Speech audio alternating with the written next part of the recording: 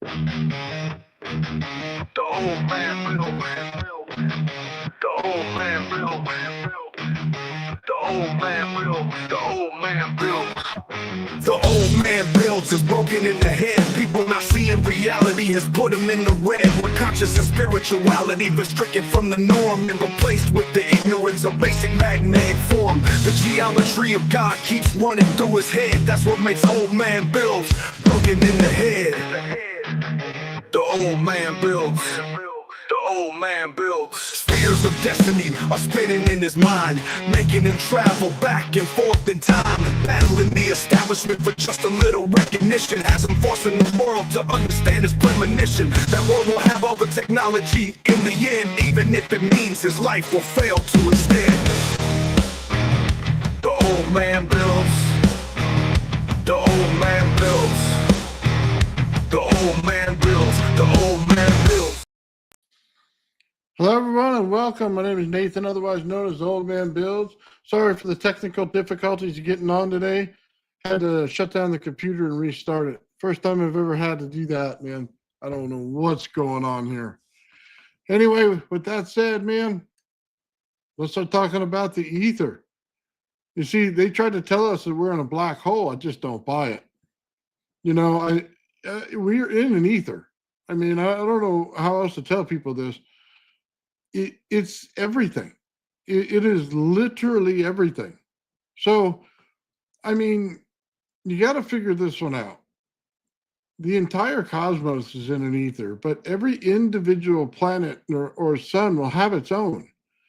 You see, that's why they have time dilation fields and everything else, man. It is literally energy coming out of the planet that we're in. That's what the ether is. So, we're from the ether. We're built from the ether. We're built from the planet. So we are literally part of the ether. When we die, we will go back to it. The energy in our body will go back to the ether itself. I mean, that's it. There's no getting around it. There's no playing games here. We're not in a black hole. I don't know where they come up with this concept. They don't want to say ether. Anytime that you confront them on it, they try to go around it all the time. Look, there's energy in the planet, man. How do you get around that? We walk outside, there's energy out there. We are energized as the sun's beams, you know what I mean, supposedly hit us. They don't, but you understand what I'm getting at here, right? We are in an energy field. The energy field builds out from the entire planet. It's a repeating process. It builds in, it does it again and again and again. It builds out from the center of everything. So I don't know why people would have difficulty from this. We even go to the fact that we know how it's being built. We know how we're building the bubble in order to keep everything in. I think a lot of times, man, people just try to make things too small, too big. They try to, confuse you with all kinds of words. There's no confusion here. You cannot build the bubble that's around our planet without one. You just can't. I mean, there's no way to get around this, guys. It literally is the energy zone we're in. I mean, what do you think is between us and the sky? I mean, we know there's energy in the sky. We know that as you get towards the earth itself, there's energy there, but there's energy in between. We just got to go down the hallway in your socks to find it. It's why would it be there? See, that's the thing. If we're not in an energy zone, that wouldn't be there. See, it's not there in lab experiments when they remove all the energy, right? And they put things in vacuums. It's not there. We literally are in an energy zone so we can pick up the energy. Now, we're going to pick it up full blast? No, I'm not saying that. I'm saying it's everywhere, though. It's literally in the room that you're sitting in right now to watch the show. It's everywhere. The ether is everywhere, man. You cannot go anywhere without it. It literally describes the energy that we deal with. That's why I always say it's not AC and DC. It's the world energy. Now, if you got a better term to describe that, by all means, tell me. because ether fits. And I don't think that there's any type of I don't know how you want to say it, man. There's no zone out there or other type of energy you could say it is. It's literally the ether. So, and we're not in a black hole. Okay, let's just say that. And Joe said it best when he said this to me. He says, we are the ether. Well, yeah, well, we are. We're born of it. There's no getting around that. I don't think it's called the universe, not the ether. Well, okay, that's great. Everything is labeled something. I mean, I don't know what to tell you about that, buddy. Where does the energy come from then? Do you have a black hole? Is that where your thinking is? If it's called the universe, not the ether, well then apparently you're on the black hole side. You believe everything that they spoon feed you. So I'm just not that person. It's all energy, man. It's all energy. I mean, it's not AC or DC either. It's energy. Energy converge. We don't really make energy on this planet, man. We pull energy in from the surrounding environment. I mean, you got to come to the realization of this. You are not creating that energy. You think you are, okay? But you're not. Man. Oh, I don't even know how to say it to you. There's energy all over this planet that's not really explained until you start to use it. So, yeah, energy is an infinity.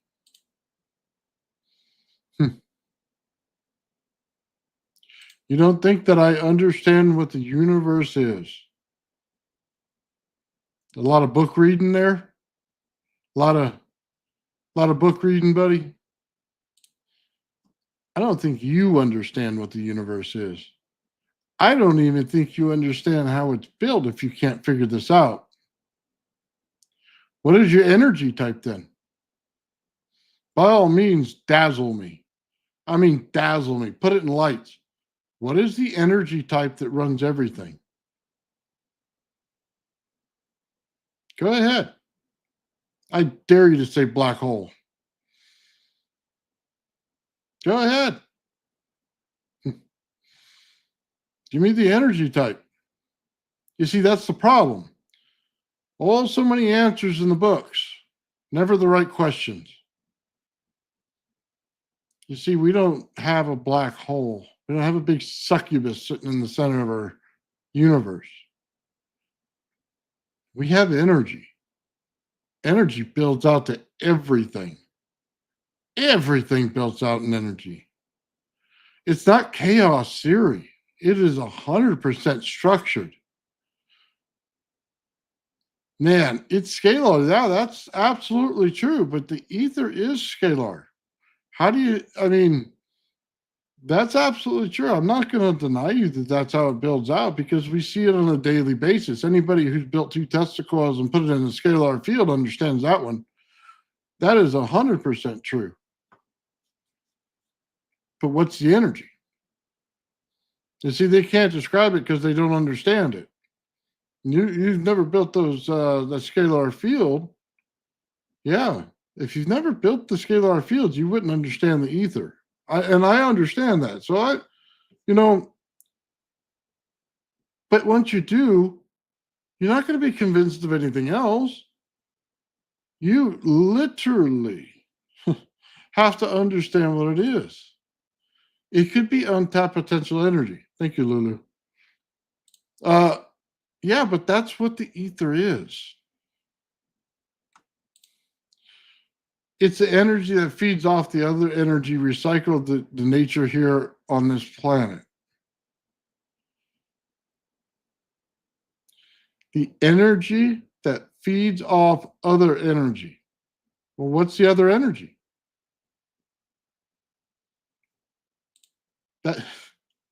That's okay. I'm not one of those people who sits there and listens to something and repeats it because it sounds good and it sounds scientific. So please, recycled energy, that's all you got. That's not it. I'm sorry, man. I'm very sorry. It's the ether. That's what it builds out. Now, recycled energy, yeah, the energy is recycled, but it always comes from the sun. You see, it works its way through the cosmos that way. It goes from the cosmos to the universe, to the sun, and then to us. Okay? And we are recipients of it. Oh, look, I don't want to get down on you, man. I understand what you're trying to say, but you got to have a solution to the problem. We're not scientists here, man. I'm not. You know what I mean? I don't put up with the roundabout. We'll circle back to it. We're not doing that. The thing is to find the answer.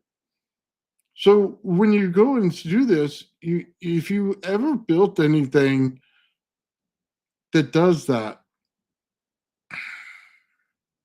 you have to understand the core principle of energy and how it's working. It's a continuous feed of energy from somewhere. Okay. You say recycled energy, but that's what do you think the ether is? It's coming through every single part of it. It's the energy that builds out. I'm not saying that there's any more or any less than what the sun gives us, but it does give it to us. And every time that it does it, it builds out in a bipolar manner. So you have rotating fields on the top and bottom. There's no question about that. But we have to call it more than recycled energy. We have to go on and establish the fact that there's an ether, because physics out there right now tries to deny it. They continuously tell us that the energy is magical. We must have a black hole at the center of our planet because there's a black hole at the center of our cosmos, because there's a black hole at the center of our universe. Everything's a black hole. I mean, can you just say ether for once instead of saying black hole? And that's kind of the point here. We're not in a black hole. The way they define it is wrong. We are in an ether.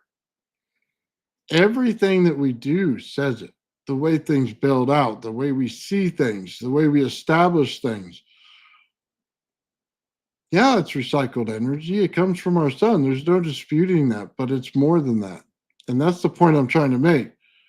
It's more than that. It is literally the life force that goes on. When we pass, we're going to go into the multiple ethers, and yeah, it's recycled. There's no question about that. We're going to be pure energy by the time we're done, man. I mean, think about it. You can't even deny that. You get put into the ground, you dissolve, all of the energy force that's in you is gone. Where does it return to? It returns to the actual planet, and then the planet recycles it, yes, just like you said, but it recycles it to the ether. We're continuously going to be here. We're the echoes. We're going to be here.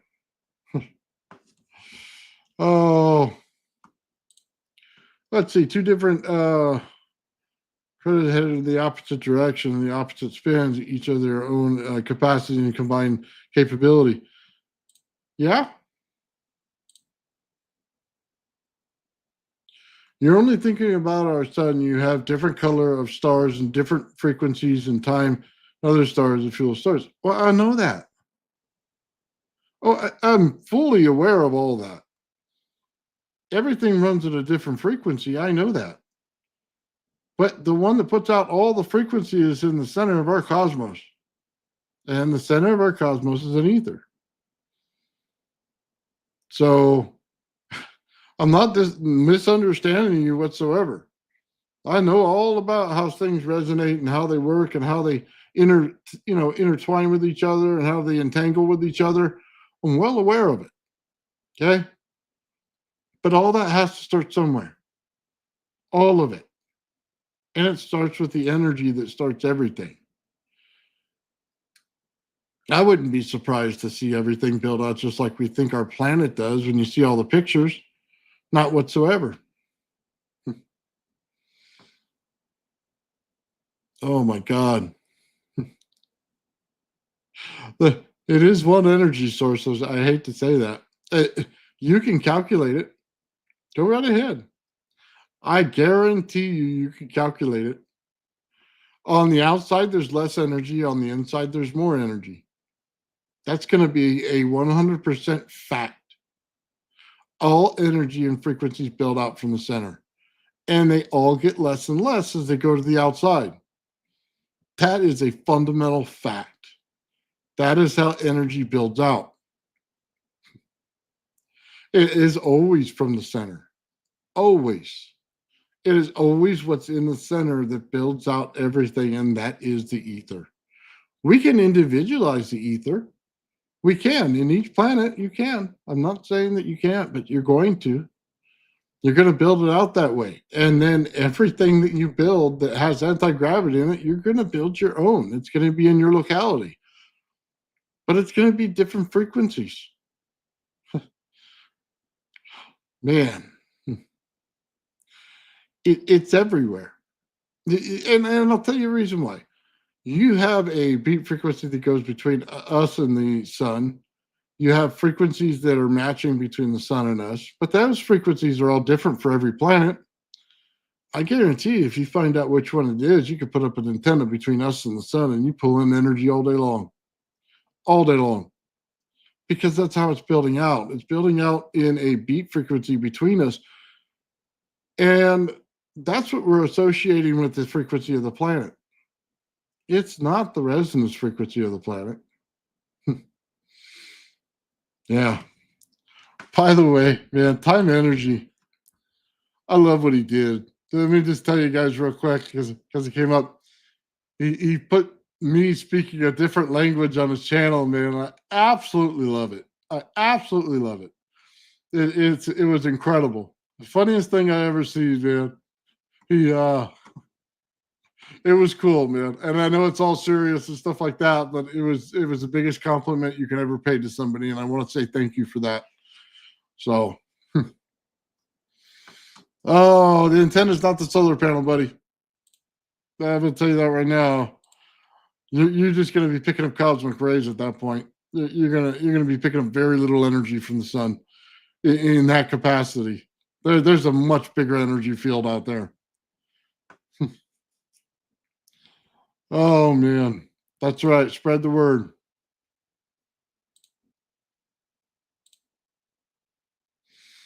That's a feel of Cantone.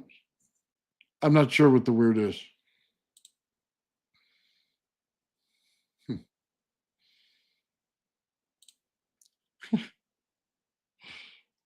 Thank you very much for that. Yeah, you got to understand, man. It is all tied into the same place. It's like, how do I refer to this? All the energy comes in just like a cell in your body. It all builds out from one spot. It continues to stay active because it builds out from one spot. The cosmos is no different. The whole system here is a repeater. I don't know if you haven't figured that out yet. It's a repeating pattern. It builds out one way, but then it continues to build out that same way. Are the frequencies different? Yes. Every time. And I won't dispute that. Okay, and is there multiple resonance frequencies on the planet? Yes, there are. Okay, I won't dispute that either. What I am telling you is the energy itself is all the same energy. You can go to the inner part of the cosmos, you can go to a different solar system, you can see a different sun. It has all been built the same way with the same energy type. See, what do I know about energy that you may not know? Well, energy changes what it is. You see, you can combine certain things, certain forms of energy together. You can take a pulse wave from DC, you can take a sine wave from AC and combine them, put them in the same system. And you could do it right through your MOSFET, you know what I mean, your transistor, anything like that. You can also do it right through the energy itself. Once you place it into the system and the energy is coming out of something, right? you can now combine them and change the energy type itself. I've done it. You know, you take, some DC energy and you put it in, you could convert the AC. You don't even need the diodes if you build it right. So, yeah, energy converts continuously and then it converts back. You see, that's why we call it the energy, not, it's not electrical universe, it's the energy universe. And that's why. So much different. What's up, Joe? Yeah, it is so much different. That's why there's time dilation fields, by the way, because energy is changing the form that it is. Now, I don't want to say something that offends people. You know what I mean? I said field flip. People don't like that term. Energy conversion. Do you understand it? I mean, it's the same term. It's just said differently. It is literally changing the energy. That's it. We can go from all of them. It's building out, fields from it. Some people don't like the word fields, and I don't know why. It just pertains to a certain type of energy that built out in a certain zone. It's just description. I'm not trying to give it a physics term. Oh, the physicists do that. That's their job, not mine. Mine's just to tell you how things are working so that we can get to the point finally. You see, I don't want to go in this circle. I don't want to play the repeater. I'm done playing repeater. Okay. I'm not going to go and watch people go to Congress and talk about UFO and get nowhere. Those days are over, man. I don't want to sit there and continuously watch the same garbage recycled again and again and again and again and tell me the same thing with getting no answer. Oh my God, electrical universe, string theory over here, quantum. Buddy, if you can't figure out they all work together, I don't know what to tell you at this point. I mean, your first day in physics should have been to question all of it.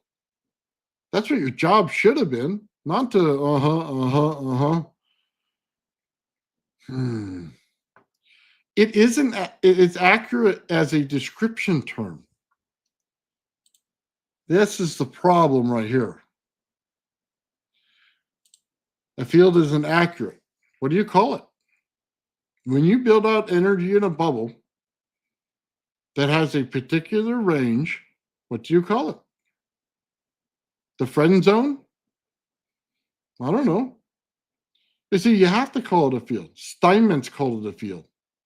For all of you out there that love Steinmetz, he says it right in his lecture, it's a field. You see, they all use the term because it's a description term. It is not the physics term. Physics term will call you a particle, okay? A plasmoid, something like that. Well, how do we know we're even defining it to that level yet? That's the problem, what I have. If I go and say it's that, well, then you're going to define it as that and take it in a certain terminology. But if I give you the description of what it is, it allows you to interpret it yourself. Yeah.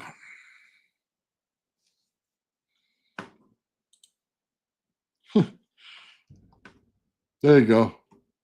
Go ahead and describe it. I try to use general terms all the time because I know physics will change it and they have particular words for particular reasons. And I understand that. And I'm not trying to step on their toes in any way for any reason. I am simply defining things as an average everyday person sees them. That's my job. Okay. I build things in my garage and I show how they work. Ulysses, thank you, bro. You're awesome, my friend. I show people how they work. That's the difference between me and a lot of people. I'll actually show you how the changes in energy occur, and you can evaluate it yourself and make up your own words. Heck, I put it out there sometimes without words so that people could do exactly that. I'm trying to describe what's going on in the experiment so that you could do that. And then, you know what I mean?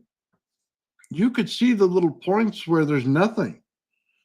Man, I put the energy out there between coils and you can absolutely see it. Right on, brother. Appreciate it, man. We're showing the experiments, man. That's the difference. I'm saying things based on the experimentation that we're seeing. I see the null zone in the second coil. Put an under 2 coil by itself and it'll turn on. You got a null zone in the center. Why is that? See, that's what you got to think about. It's not so much about the wording. It's why does it look like there's nothing there? But why is it building out energy like this and energy like this from that coil? Why am I getting plasma from it? I shouldn't get plasma from something that has nothing to turn it on. But why am I getting it? And then you start to think, I have this over here, and this field isn't big enough to get to this area. I'm building it out in scalar. Scalar is the only thing that works in that fashion that we've seen in a laboratory, that you can turn one on and the other one is activated. And this is without a ground. There's no grounding in the second one. I put it by itself. They work together because they're entangled together because of the frequency.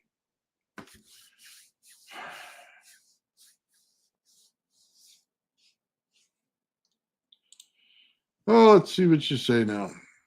You can say field all you want, but it is a broad and abstract nature. I think about this out of graph. If you get a graph I point in the graph, then that's the point of the word field. Let me give you a word that physics uses all the time. Wave. Doesn't mean anything. People all think they're smart when they say it. They have no idea or concept what's behind it. Nope. Maybe a few of them at the very top that really understand something. Everybody else repeats the word. It's a completely useless concept. Okay? There's something useless for you. Oh, man. It's an action.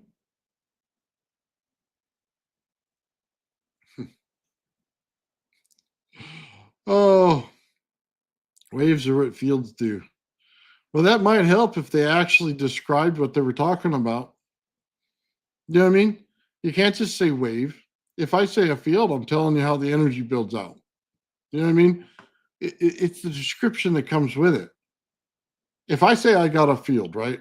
I'm telling you that within 5 feet, I have a field, which basically means 5 feet from the center of that field in a radius, I have 5 feet of energy that can be used. That's what I'm telling you, okay? Now, if you say that there's a wave to get there, okay, which is you're saying there's a frequency to get there, yes, there is. But you should have just said frequency, okay? That's all right. If you're interchanging the words, that's fine, but please explain that when you do it so that we know the concept that you're talking about. I have a problem with that, okay? You can't have a field without an action. Well, nobody's denying that you don't have to put it in resonance first. No one ever said you didn't. But you're going to get a field. And I'll go right through the whole process. I can tell you exactly how things work and how things solder in. I'm not buying something off the shelf, buddy. I build it. Okay, I put the things in there. I know how they work in there. I know how to change them in there. And I know how to change every part of it in there. That you have to understand. It's a little bit more than what you think it is. And this is the problem I have when people read text and they get back to me is I've read the patents from Tesla, and I'm not saying anything bad about the man, so please don't think that. But they're not what his field research says. They're simply a definition of what's the process is so we can get the patent. His field research tells you a lot more about what he was doing than any patent ever will. And I guess they have to do that to get by the patent office. But when you get into his research and how he's making things work and how he's building things out, there's a very specific way certain things are done. And if you follow that path, you get to the conclusion he did. Dollar's perfect at it. For those of you who don't think I watch, I think I've watched everything on Dollar ever. Like anything they put on the internet, I watch it. You know what I mean? Because I think the man is super smart. And he's one of the first person that I ever heard high voltage leaching, and it works just like he said it did, man. Just like he said it did. It's incredible. The man knows a lot. So, yeah, I listen to them. I don't use their terms because that's their terminology, and they're free to use it. I just like to describe things. But I'm telling you, man, it's all ether, all of it. When you get into some of the other teachings and stuff, man, you get past what physics will actually accept, and you get onto the stuff that's real, and you start to figure out that everything's intertwined. You start to understand something a little bit different. Your body resonates. Body resonates all the time. You have energy in your body. You literally are like a battery, okay? But you have a resonance within your body that allows for a field to form around it. You know, a lot of people wouldn't understand that. There's energy that goes in through your brain, okay? Now, I'm not giving it a type of energy. I'm just telling you that there's energy in there. But every single person has it. And it's because we're born with all of this energy in the ether around us, and it's part of us. It's never not going to be part of us. I think everybody misses that. And when you get to that fact of understanding that, then you understand that there's a connection between what you build and what you are. There's a connection with what you can unlock in yourself and what you build. If you can understand that connection, there's always a way to get to it. They come out with new things all the time that start to get at that. And they have a very specific purpose. Like I said before, resonance is the key to the future, and they will completely use it and take over the entire medical industry with it one day. There's no question with that. That's where they're headed. Every single new program they put out is that. And it's all based on the same reason, because they know you're an electrical system and that you're filled up with the energy, and it's filled up with the same energy that's coming from the earth itself, which I do call the ether and will continue to call the ether. It's not a black hole. Okay. There's a lot of physics stuff I'd like to crumple together and stuff it in the black hole. Okay. That's just word salad. That's just numbers that are recycled and recycled and recycled, man. You can't. I've seen a lot of stuff out there that defines energy and physics, and it's wrong. And because you cannot build out a system with it. There's an engineer looking at this thing going, you're kidding me, right? How do you say that this cancels this out? It's has the same frequency, but it's not the same energy. So how does it cancel it out? You have to account for both, because in any part of the one system, it could fail and change the frequency. Then you didn't account for it because you canceled it out.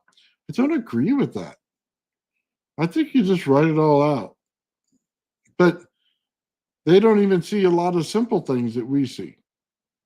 And they don't want to account for it. They don't want to tell you that Earth itself, you can make Earth batteries out of it. Out of the sky, you can make corona motors out of it. But if you combine the two together and you can create high voltage and high amperage, guess what? You got free energy all day long.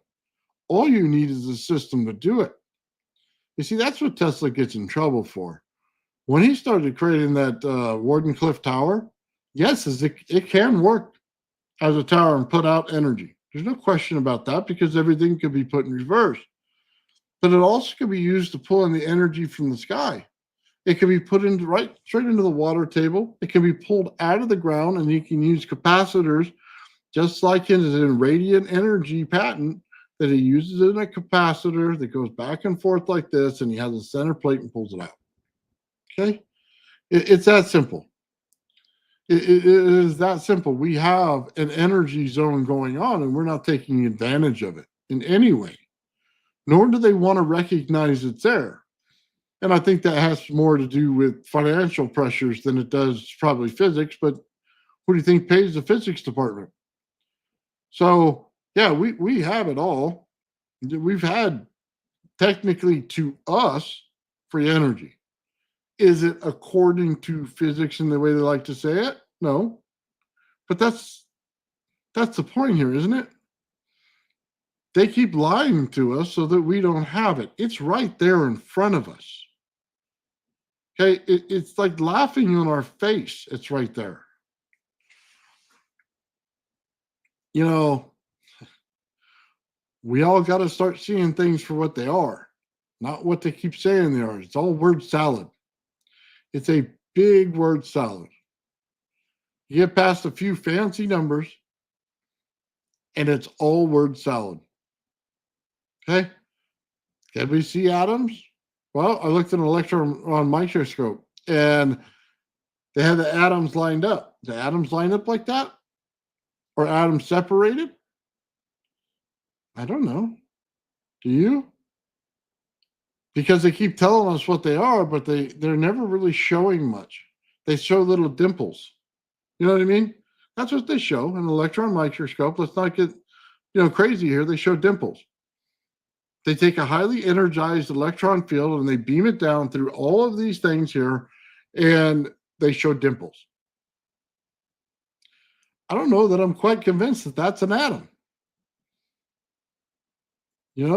We have structure, it builds out. I understand molecules because we can chain molecules together and we can actually physically see it. I'm not saying atoms don't exist. I think they do. I just want to see one better than dimples.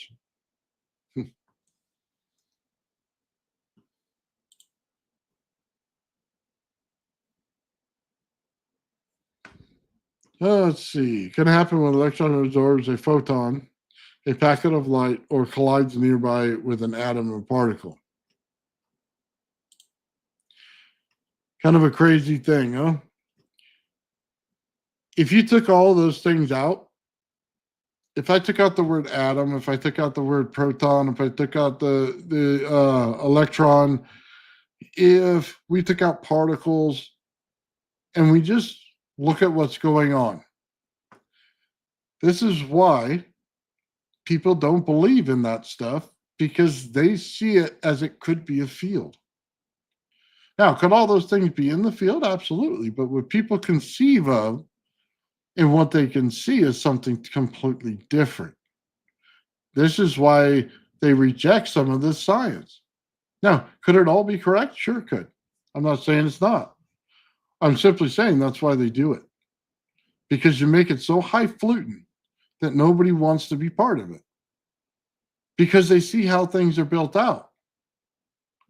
You don't need some of these things that they talk about to even know anything about them to build these things out. You ever thought about that? The guy that makes the TV possible drives a tractor? You ever heard that story? Thought of the ray tube, man, and how it works and everything, and guys riding a tractor all day. There's other people that built it, don't get me wrong, and people with fancy degrees and stuff like that. So don't misunderstand this. I'm just saying it's funny because if you look at an example of it, you don't have to know anything about all that stuff. You simply have to work out how it's visually going to work, and then you can build it. I don't need to know anything about atoms to build Tesla. I don't need it to build high voltage. You just don't. So is it fun to say it? Sure it is. We all sound smarter, but I don't need it. Anyway. Let's see. Only found you the other day. Well, welcome. Loads of vids I watch. Very impressed and enjoy. Well, thank you very much, man. Thank you. I try to keep it real, man, no matter what. And I'm telling you, man, that ether's real. You can define it in a different way. but you're still going to come out with the same result. It's still the energy zone of the planet. You just can't get around that.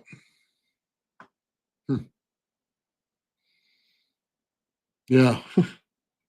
We try to define things in simple terms for that reason. It's, do you really understand it? Past the word salad, do you understand it? Are you seeing what's going on? Because when I look at the thunderstorm generator, I had that thing pegged in about, 10 minutes? And exactly what it was doing. I knew what type of energy states they were going from one to the next to the next, how the actual balls themselves were resonating in there, how it was breaking stuff down, and then how it was reassembling it.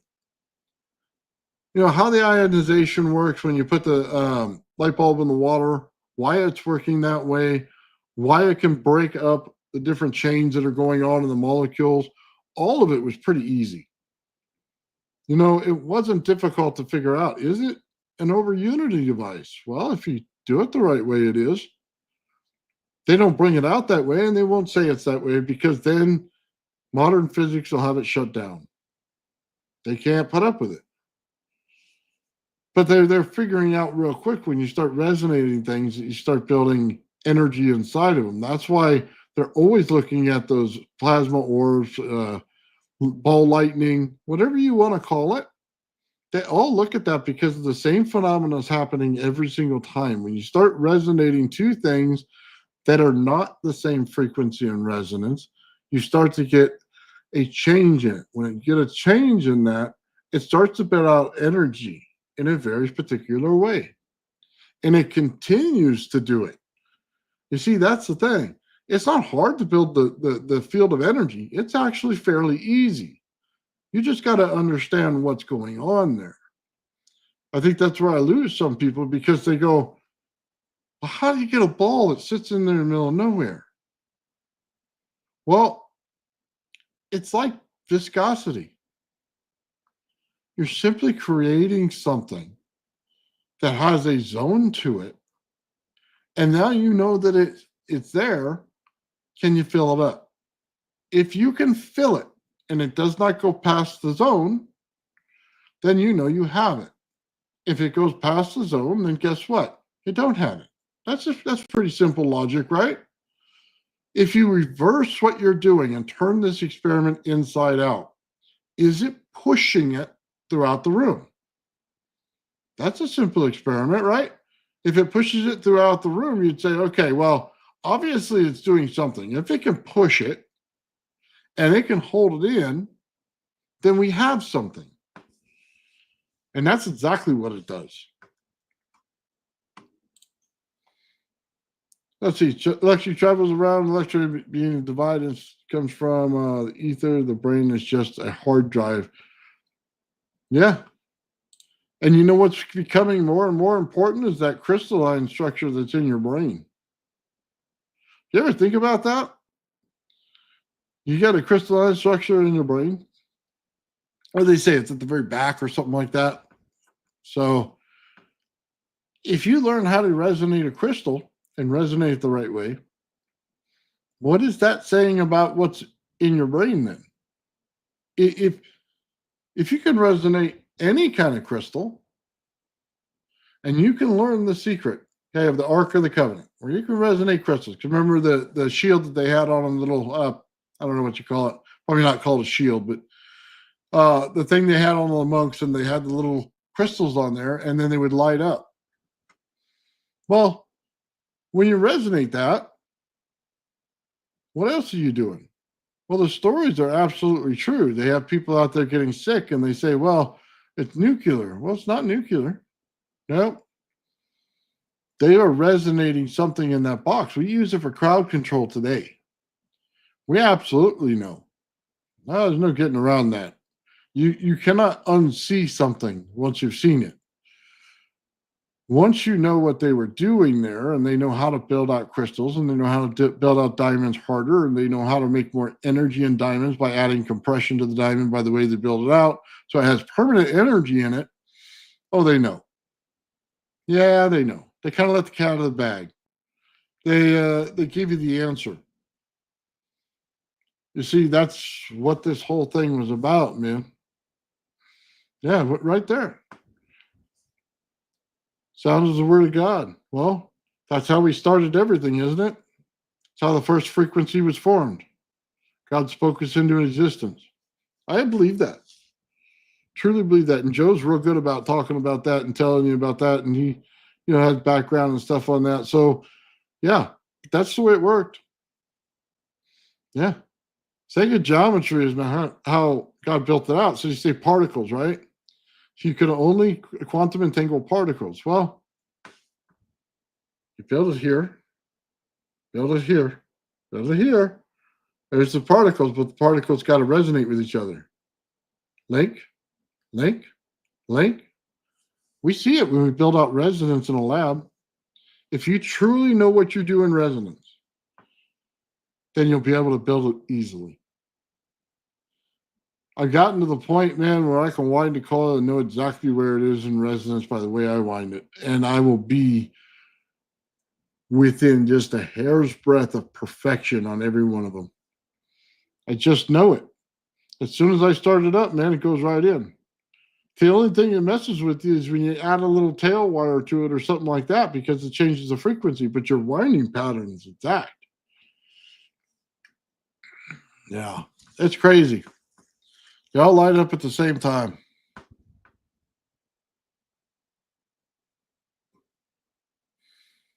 An electromagnetic wave. Well, yeah, I mean, think about it. This is what Sean let slip. That's the most important part of that electric. And that, to me, by the way, it's not to everybody else. The thing that I'm interested in the most is that you spin the electric and it creates a magnetic field. Think about the implications of this. We see it, okay? This is the thing. We see it. We see spinning voltage fields. And we know that they create a magnetic field. You don't even have to physically spin it. You put it on a wire and it'll do it. The electrical field always creates the amperage field. It always does. It's always the primer to everything. It's where it starts. You put the electricity in, it builds out the magnetics. You spin those magnetics just by the winding you put in there. It always works that way. It's amazing, because then you think, my God, if I simply could resonate something from a distance and it has plasma, which means that there's energy, there's voltage going through the entire coil right there. If I could just get that to build out, well, that's what it does. You start spinning things in opposite directions, which it does. That's why I tell you there's a null zone there. It builds it out to the left and it builds it out to the right. It's insane how it works. Bipolar Tesla coils are insane when they work. There's no grounding needed. Did you know that? It's not needed in a bipolar Tesla coil. There is no grounding. It's two vortexes that push out energy and then they spark onto each other. That kind of tells you something about what's going on to each time you build it out. You got a sun that's built differently than planets. We understand that. But we also know that each planet, you could say, has a null zone because it has a field that builds out in one way and it has one that builds out another way. I'm telling you, man, it's all there. It is absolutely all there. Jarvis, if you want a link, man, if your setup's ready to go, man, let's do it. So give me a second. I was having trouble earlier. I don't know if everything's going to load on my side. So give me a second. Oh, man. I'm sorry. I'm doing it right now.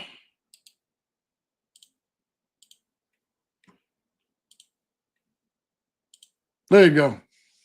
Sent you the link, man. Should have it. What's going on, Michael?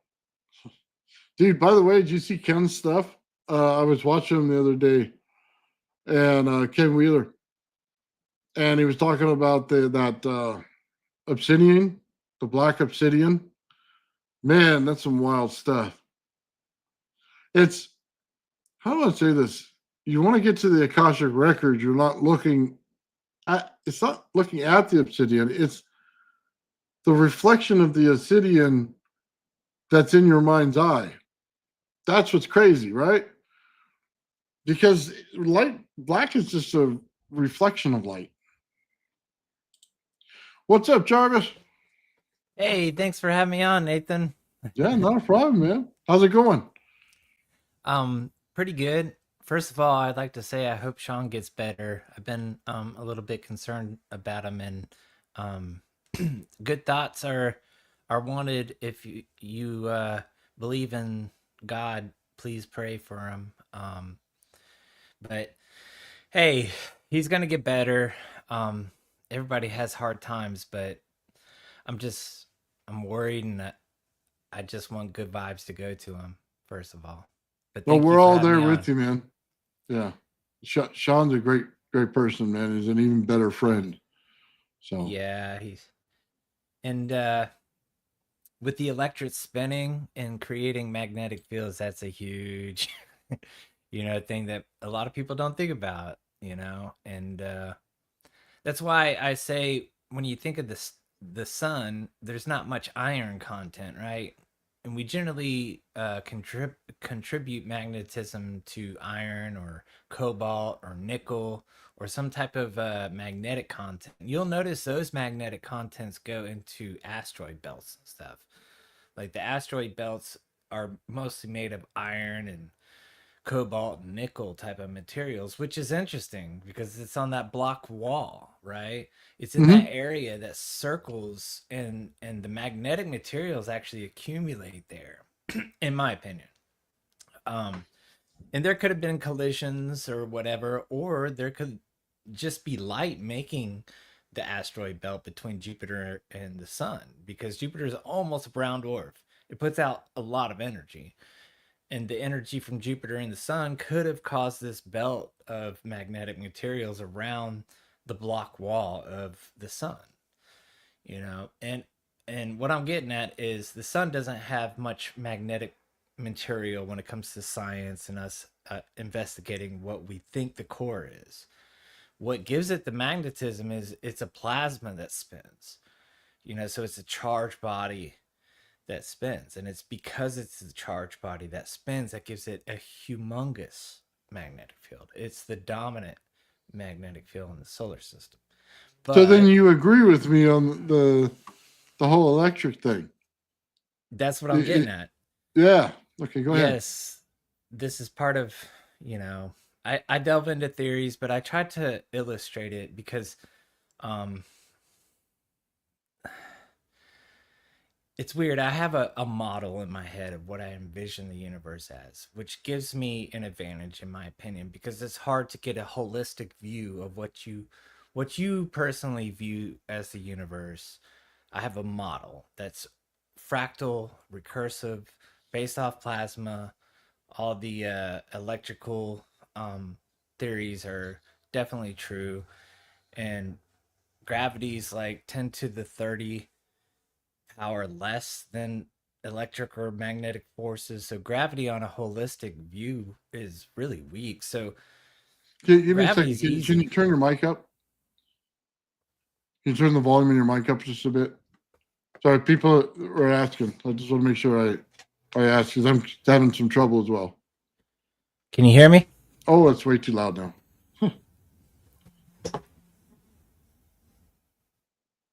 Am I clipping?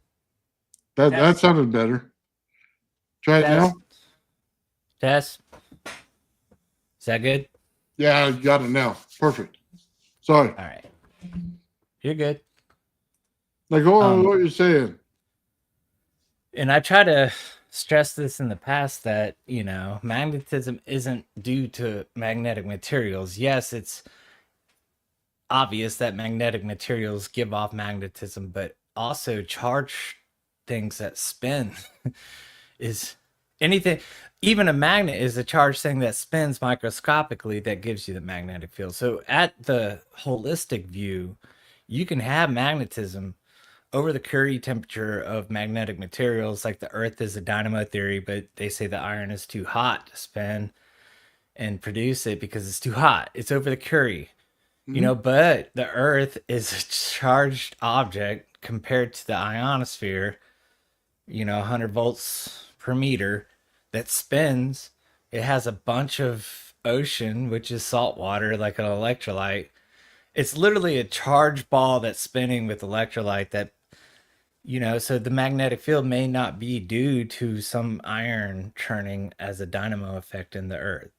Just like it is obviously not to the sun, because the sun, they will tell you, is not an iron, nickel, or cobalt type of core. It's hydrogen into helium, and that's the conventional explanation. So why does the sun have such a huge magnetic field that stretches, halfway to the next star? Like the bubble is Mhm. expanding beyond the whole solar system, yet it has no magnetic materials. It's hydrogen that's being fused into helium, and then the helium given off is primarily alpha particles, because alpha particles are just helium without the electrons. So as the sun gives off this fusion, say to hydrogen into helium, as it gives it off, the helium, and we call the sun Helios because of helium, um, it's an alpha particle that hits our ionosphere and strips. So that this alpha particle hits our atmosphere basically, and it strips two electrons from it and causes a positive charge to be deposited onto the ionosphere. So the ionosphere is going to be positively charged just because the sun's emitting these Helios atoms, molecules, whatever. So you have a distribution of voltage between the ground and the earth that's always available. And energy, I think it's more important to think in power. Energy is everywhere. Like, let's just agree energy's free, right? Energy's free. But it's how you utilize the energy, right? Because with a slingshot, it's less energy. Well, it's the same energy pulling it back and then releasing, but the power output is higher. So it's the difference in the timing that you do that, Yeah, but you right? got to So start with the energy, energy first, and then you have the right? power. Yeah. Okay. So, but the energy is given, okay? The energy you put into any system is going to be equal to the energy that's out. Even if it's energy absorbed by the environment, it's still going to be the same thing out, period. So the difference is the power, it's the rate that the energy is taken in the beginning compared to outside, like like combat. You want to try to use their weight against you. Uh, what I'm getting at is, I'm sorry, it's the rate. It's the rate. You can have more power, yet the energy's gonna be the same no matter what. But you can have more power out compared to what you have in by the rate that the energy is doing work. Okay, so let me just put this in another terminology. You take the flywheel example, right? If you get rid of all the weight in the center of the flywheel, you have the weight on the outside of the flywheel, so you're going to have centrifugal force, right? So now, if you could just tap that flywheel every once in a while instead of Yeah. all the time, then you have the same amount of energy, but the output will be greater. Okay. My executive officer in the Navy actually had conversations with me about that. And it's true. The flywheel gives you the inertia, and it's just a tap, just like on the swing. If you tap it at the right moment, you're still getting it. You know what I mean? So, and what I want to express is basically like a mousetrap is what I always say. Like, the power output is always going to be greater unless you set the mousetrap at the same rate that it snaps. And it'd be stupid to do that. Hmm. You know what I mean? Sometimes it takes patience and let energy accumulate, and the power is going to be more if it's more rapid out. And it's how you use the power out. You can ring it like a bell, That's what Tesla did. Yeah. You could Just literally just yeah, just like so a we batter swinging. no, I get it. I just want to clarify this, just so we all understand. This is what Tim Tron was talking about when he started talking. You know what I mean about the flywheel and the effect of it. It was like the greatest Absolutely. gift to give you that answer, man, because he gave Yeah. you like a big part of the system that you should really see. So, Tim Tron knows what's up. oh yeah, because he's created it already. You know what I mean? So Hmm. he does know. So, Right. like he said, the system goes in peaks and valleys in it though. So you have to ride which way it's going and know when to put it in and when to let off of it and let it just give you the Hmm. energy. You know what I mean? Yeah. And when it needs that little tap. And we The were talking energy about this. stored. So I was going to tell you, we were talking about this on Mike's channel when he's doing that spinning wheel. He's trying to make perpetual motion, right? So you always want to give everything to your advantage. So he has the magnets on the outside, right? I personally, this is my thought on it. Sink the magnets on the outside in a little bit. So when you put your coil in later, you're not adjusting your coil, you're adjusting the magnet. Okay, that's going to help with the rotation of it. You have to angle your magnets at a certain angle, right? You got to get 30 degrees on it because you need the pull. But the other side, if you use a flat magnet, that means that you're only dealing with 1/16 of an inch. You know what I mean? You get, a half inch on this side, but you're dealing with a 16th of an inch here. Now that's all your repulsion rate of it. Now, if you put the iron over top of it, it's trying to sink into the iron. So it's trying to compensate with that field side of the field. Now you've already beaten the system a little bit. Okay. But it's still, when you do it, if you don't take that out, it's still going to have too much repulsion in it and it will stop. The amount of Like Tesla, mass. I like how Tesla explained the sun basically evaporates the water to give you the water reservoir of a dam. Okay, so the sun's doing the work to do that, but the dam could be rapidly released to give you more power out. It's the accumulation over time of the water in the dam that gives you a power output that you can utilize. You get me? So Mhm. you're still using the power of the sun for free. Tesla's saying use your environmental, because there's so many different ways you can use your environmental energy to get more power output. And the point is power output because it's over unity is the power output, not an energy. And like I'm saying, energy in is going to be energy out. It's the dog chasing his tail. You can say that you get more energy out or in or whatever. It's the same thing, but it depends on if you're getting that energy for free from the sun with a solar panel, or if you're using wind or whatever the input is. If that energy is input into the system, you're still getting the same energy out. And the Okay. difference is So the power. The power is the difference. hold on. Let's go back a little bit. In order for something to connect with the sun to pull its energy, okay, there must be a starter energy first. Okay. Because you could throw all the solar rays at a rock out there, an asteroid that you want. You're not getting an ether. Yeah. Okay. There has to be an initial start, and then the sun can feed it more with rays that come into it. Okay. That's not a problem, but you have to initially start it with an ether. The planet has to be able to resonate at You some can start point it to with start it. you can start it with wind. You can start it with volcanoes, the heat off volcano. You can start it however you want that's naturally provided to you to start it, is what I'm getting at. There's No, several avenues you don't have to use ether to start it.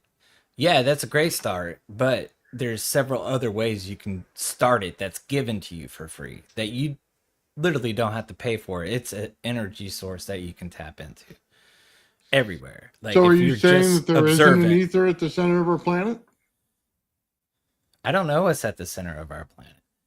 I'm saying if you want to produce power, not energy, because energy is, this is what I'm saying. You can tap into the energy even of a rural kilometric radiation that is like radio waves that's higher than all of our all of our military broadcasting towers combined.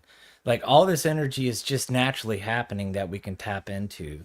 But as soon as you identify it, it's going to be a different system. Say I want to use the Schumann resonance, it's going to be a slower system like Tesla's, right? if I want to tap into the power of the sun, maybe a solar system, and we're developing solar systems. And of course, there's secret things above like 25%, say, but there's like 75% existing. You know what I mean? It depends on what you want to use that's already available because it's I, free, but I it's not. disagree on the planetary scale. I believe you have to have an ether because it has to resonate with the sun at some Well, level. I agree there's an ether, but to tap the ether is down the line. I mean, But how it's you going to be use the the ether ultimate. energy is different. I agree with you on the power aspect of it. But Yeah. I'm making sure I draw a clear line in how I see it is without Yeah. the ether in the center of our planet, we do not exist here. We don't build I don't out. know. I don't know if it's ether at the center of the planet though. Oh, I don't. I think it is. It's in the. I think it's even in the center of Mars. Even though can't see the fields coming out of it, they need a tidal force that goes on on Mars. They don't have it. They need the equalizing factor of a moon that they don't have because they have two garbage Yeah. moons out there. But That's I'm, cool. Either way you view it, as long as you get results, is what matters. Like, you're probably right and I'm probably wrong, but who cares? Like, everybody views it different. You know what I mean? Even though you view an accumulation of either ether in the side inside the Earth or in other planets, like I don't necessarily think like that, but I'm not right. You're not right. Nobody's really right until like it's proven. You can visualize it however you want. You know what I mean? yeah, But I the don't think ether, any of us going to be in the center of our Earth at any time soon. yeah, unless we do that, how do we know? I mean, it could be just like hell, or it could be um Cartman sitting there and say, "Make me a pie." Who knows, really? I mean, What I'm trying to say is there has to be an interconnected system as well. These things don't run themselves. You know what I mean? They somewhat run themselves, but if they're not connected to the sun in some way, it makes no sense for a planet to be so far out at some distances, you know what I mean, and start having the same thing that we have here. That's what they're mhm. discovering out there. They were wrong about the planets for a long time being dead. Now they're starting to figure Yeah. out that they're alive out there. And why would they have so much energy in that planet besides the planet itself? Well, it's because there's an interconnection between the sun and the planet, right? And there's no getting around that. And it can't just be the rays of the sun because the rays of the sun are not so much out there where they are versus where they are where we are. So you Hmm. can use a calculating factor here, but once you get out there, it's going to change because it's not the same. It's not the same Well, intensity at all. could you agree with me when it comes to Kepler on the ellipse? You've heard of Kepler's theories, right? Where it's just an elliptical orbit. Everything's in electrical orbit. Is that what you said? Elliptical. Elliptical. The shape of the planets are supposed to be elliptical around the sun compared to Kepler's theories. I maybe I'm a little lost. I didn't get into Kepler's theory. Is it on the same line? Is that what you're trying to tell me? Yeah, what I'm trying to get at with Sheila, um, so the ellipse is actually a pattern that results from a three-dimensional torus type of, and then what is different is what Sheila called the amplitude, that small little Mm-hmm. loop.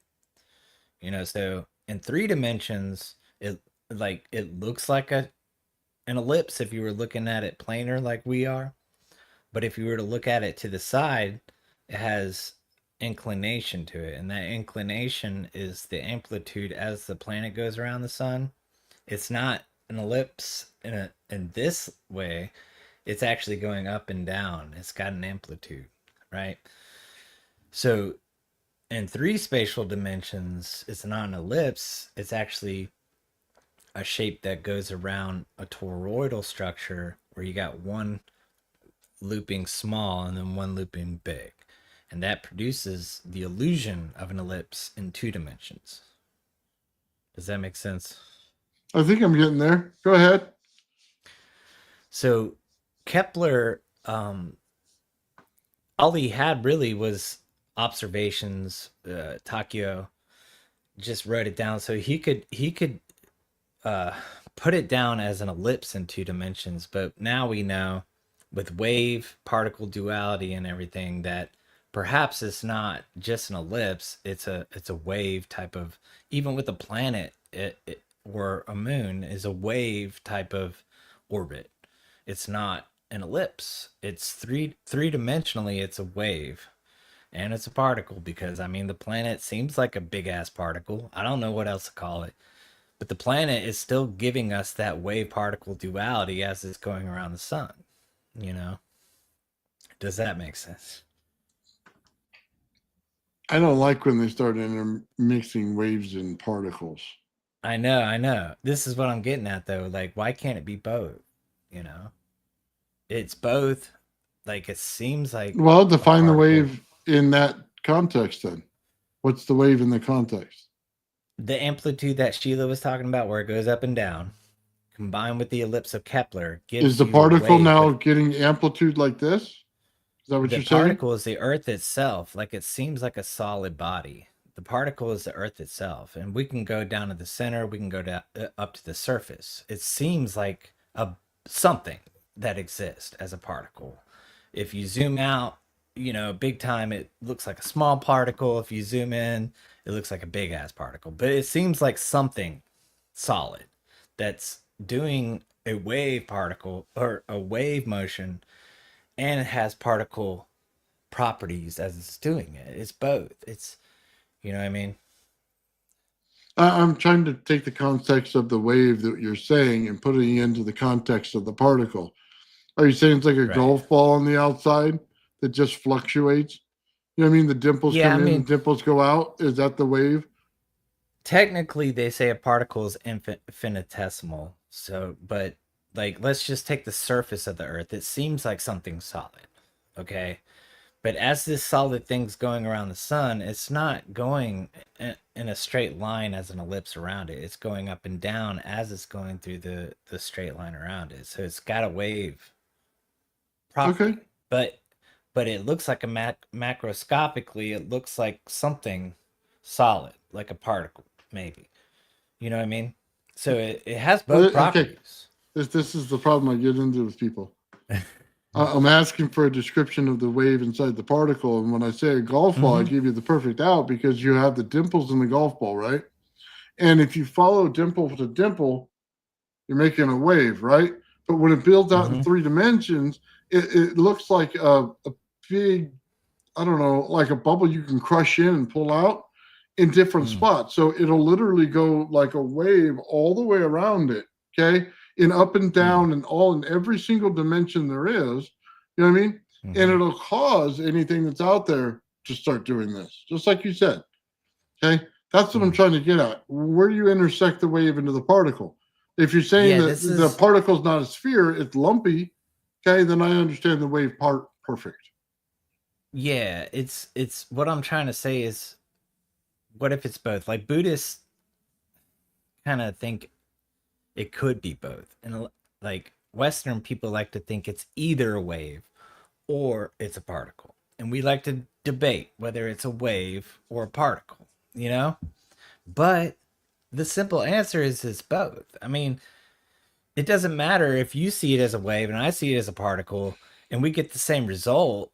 I mean, the result is what matters. It doesn't matter what I think of it as or you think of it as. It matters what the result is. And the result can be both. If I picture it as a particle and get the same result you get, it's both. This is why we It's go that easy. No, but this is why everything's in a loop. You can, It's both, though. No, because you keep defining the same thing as different things. So who the hell saying knows it's what you're both. talking about at the end? No, because this is what drives people crazy in the madhouse. Okay, you can't sit there and define things as the exact same thing without some form of intelligence of combining them or showing how they're working together or what. I've Because shown a it, wave, though. a wave. You want me to is show it again? No, hold on. I can show it. A wave is completely different. Okay, I can show and it, a particle. though. I mean, I can show it. They're 2 totally different things. They're both the same, though. I mean, it doesn't matter. I mean, the Earth seems like a big ass particle to me, and it has a wave structure as it goes around the sun. So it's both. I mean, I I can't say it's solely constructed of a wave or a particle, but why not say it's both?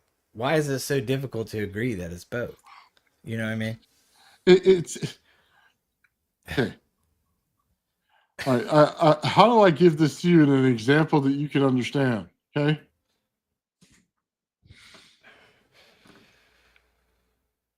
It's like calling a softball a turd. Okay.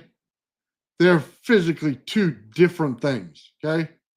They cannot be the same thing. Okay. I mean, unless you can some way combine them, unless you can harden that turd to be a softball, they cannot be the same thing. Okay. Okay, You well, have to define it in a way that says both. what I would say is the softball could also be a curveball by the way you pitch it. It's not necessarily a turd because that makes no sense, and you're absolutely right. But that softball could be a fastball. It could be a curveball. It could be a splitter. It's the way that softball travels to the batter that gives it that. Okay, it's not a turd. You're right. It's absolutely it makes no sense. But it's a softball that can have a pattern as it travels to the plate. Right. Okay. Okay. But that's a pattern's different than just saying a wave. If you said it if you said it looks like a wave, okay, as it goes in the pattern, okay, then I understand that. Do you get what I'm saying? But it's not a physical wave. I agree. It's not a turd, but it's got properties of a wave whenever it's pitched. But depending on how the pitcher pitches the softball has. Now it's more dynamics. Understandable. Now you're defining it.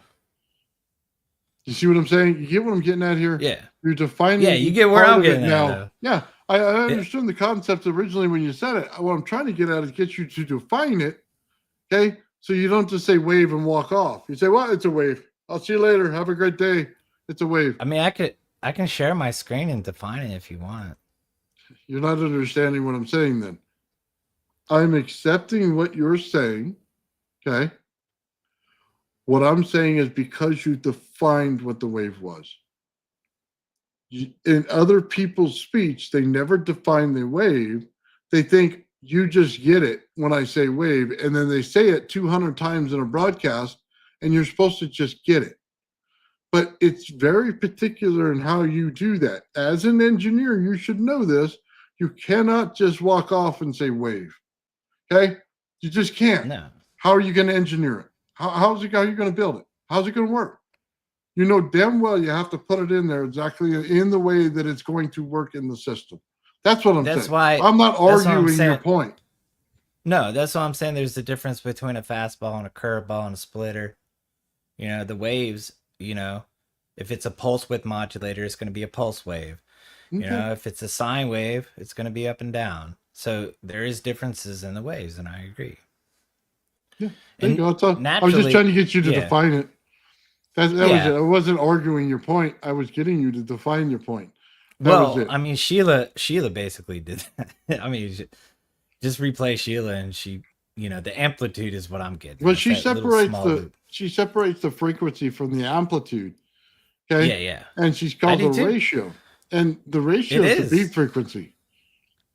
It's the beat frequency it develops. The beat frequency is a different concept. I'm sorry. I don't think so. No, the beat frequency is a completely different concept here, because the beat frequency is like if I had 100 hertz in one ear and 102 hertz in the other, the beat frequency between them would be 2 hertz. So the beat frequency is different between like the orbit of a planet and the amplitude of the planet. That's not a beat frequency. The beat frequency is the difference in the frequency between two frequencies. But we're not talking about rotating. We're talking about in resonance. When you oscillate a system here, okay, and I oscillate a separate system at half of the frequency, right? So I've already split it. I've already created beats in the frequency. I'm already at a ratio, okay? I've already created a 2-to-1 ratio. The one is the whole thing. The two that are into it is the 2-to-1. Okay. I've Well, already created it. I would call it something other than a beat frequency, in my opinion, because beat frequency is already used for something that's completely different, is what I'm trying to say. I would say that's a maybe toroidal to poloidal ratio. It's still a ratio, but it's the way the orbit is. Is it the small circle of a torus, or is it the big circle of a torus? You know what I mean? Like when you get into geometry coils. It's not a beat frequency though, because that's already reserved for something like I was in audio engineering, you know, in Atlanta. Like I wanted to make music at first. Like that was my passion for a little bit. Then I went into the Navy and I talked to my executive officer. We're talking about the ship disappearing and traveling in time, and he blew my mind. I'm like, oh my gosh, you know. But music, it means something different, you know. And I this is where we get confusing because you can always use scalar as just a throwaway word, and people are like, what do you mean by scalar? It's just one of those shit words that you could just say scalar and just be like, I don't have to explain disagree it. because You look it up yourself. I'm not talking about music. I'm talking about resonance. Music is not resonance. Music is a frequency. You're It's not talking about the resonance. frequency of the small loop to the big loop, correct? We're talking about the frequency between 2 points. Okay. And then I could create something that's one frequency and half of that frequency over here, and they're going to develop a beat between them. We can call it beat. That's cool. It's not on a music point of view. Yeah. I'm just music is completely separated. This is where people get screwed up and tell me about speakers and experiments. They don't work the same. Resonance is not speakers. I mean, as long as like people understand what you're saying, that's all that matters. You know what I mean? Call it beat. That's cool. But I'm just saying, like, from what I know as beat is different. See, if you set it as a harmonic, then we would be closer to in the right area. You know what I mean? Then I would see it. But it's different than music. You know what I mean? In how it blows out in a speaker, in an audio different system. But similar. Yeah. Okay. One frequency by itself doesn't do absolutely fucking anything. No, 2 frequencies together that resonate do. It's the biggest problem that I have getting across to people. And we're into it right now. One frequency out of your little stereo ain't doing shit. Okay. The reason the NWO machine has 2 completely different frequencies going into it is because they need a beat frequency between them that interacts between the 2. Okay. And that's why that machine works, because it's an amplitude. It's the amount of energy that it builds up and puts in somewhere. Okay. That's how the NWO machine works. Don Smith would purposefully detune it to get the beat frequency, because that beat frequency, the amplitude is like, you know what I mean? Sometimes detuning it just a little bit to get the beat frequency actually matters. You're right. You know, sometimes because we're all used to one frequency drive going on. Harmonics matter and all these things matter. And I agree with you. All I'm saying is dimensionally, I view it as, you know, a small loop and a big loop, but it doesn't matter how I view it. You know what I mean? Yeah. Well, there's a different definition in music in what you're talking about versus what I'm talking about. Completely different. Right. But I mean, purposefully causing a beat frequency can actually benefit the system. Oh, I'm not saying it doesn't. I'm actually saying for the other side of it, I'm saying it absolutely benefits it. And that builds out distance and things like that. I mean, we're talking about structure here. When we're talking about how things are combined together and how they're working. I would say also that not many people think about the vibration quote from Tesla. He said energy, frequency, and vibration. Vibration's a mechanical, like, sound. Sound waves actually are proportional to the square of their frequency, not like electromagnetic waves. So sound waves actually carry more energy the faster you do them. Like ultrasound carries much more energy, decibel wise. Oh, You know, ultrasound so does, yes. It so blows out my sound hearing aids every time I turn those damn things on. so sound is the hidden thing, you know, because like you can get beat frequencies with electromagnetic waves, but it's actually easier to get more power out with sound than it is with electromagnetic waves because you get that square of the frequency relation. Like anytime you look into engineering, you want to look for these little squares because it's saying an exponential increase of energy or I power. agree with that. You know what I mean? So you're right, but the next step would be audio engineering. That's why I studied it. Now, I always look at it as I know you look at it as the circles, right? I look at it as the pipe. So you have the quartz pipe, or I should say glass, and you have it in the tube, and you take the little toaster piece and you put it in there. And based on where you put it in there, you find the resonance value of it, and it'll start Mm, making a sound. Well, you can right. take another one next to it and do the same thing, and it'll make a sound. But then they develop a beat between the two. You know what I mean? Yeah, it's And then depending a on, sympath. yeah, Sorry. that's how I think of it. That's how I It, always recognize it. So based on how much of that frequency you actually hit inside of each pipe and hit the dead on frequency of that pipe, okay, is the amplitude of the beat frequency between it. It'll change the amount of energy that goes into it. You know what I yeah. mean? And it's a very clear, easy way to see it going on, you know what I mean, and visualize it versus talking abstractly when you're talking about resonance and coils and you can't see it. It's a very visual, you know what I mean, in your face. It's right there. Yeah. And then when you talk about how sound can be used for refrigeration purposes, you know what I mean? Oh, We're going to dive deep into something like that because sound, I think, is the vibration that Tesla was talking about. Yes, energy. Okay. Energy's everywhere. Frequency. You have to understand the frequency.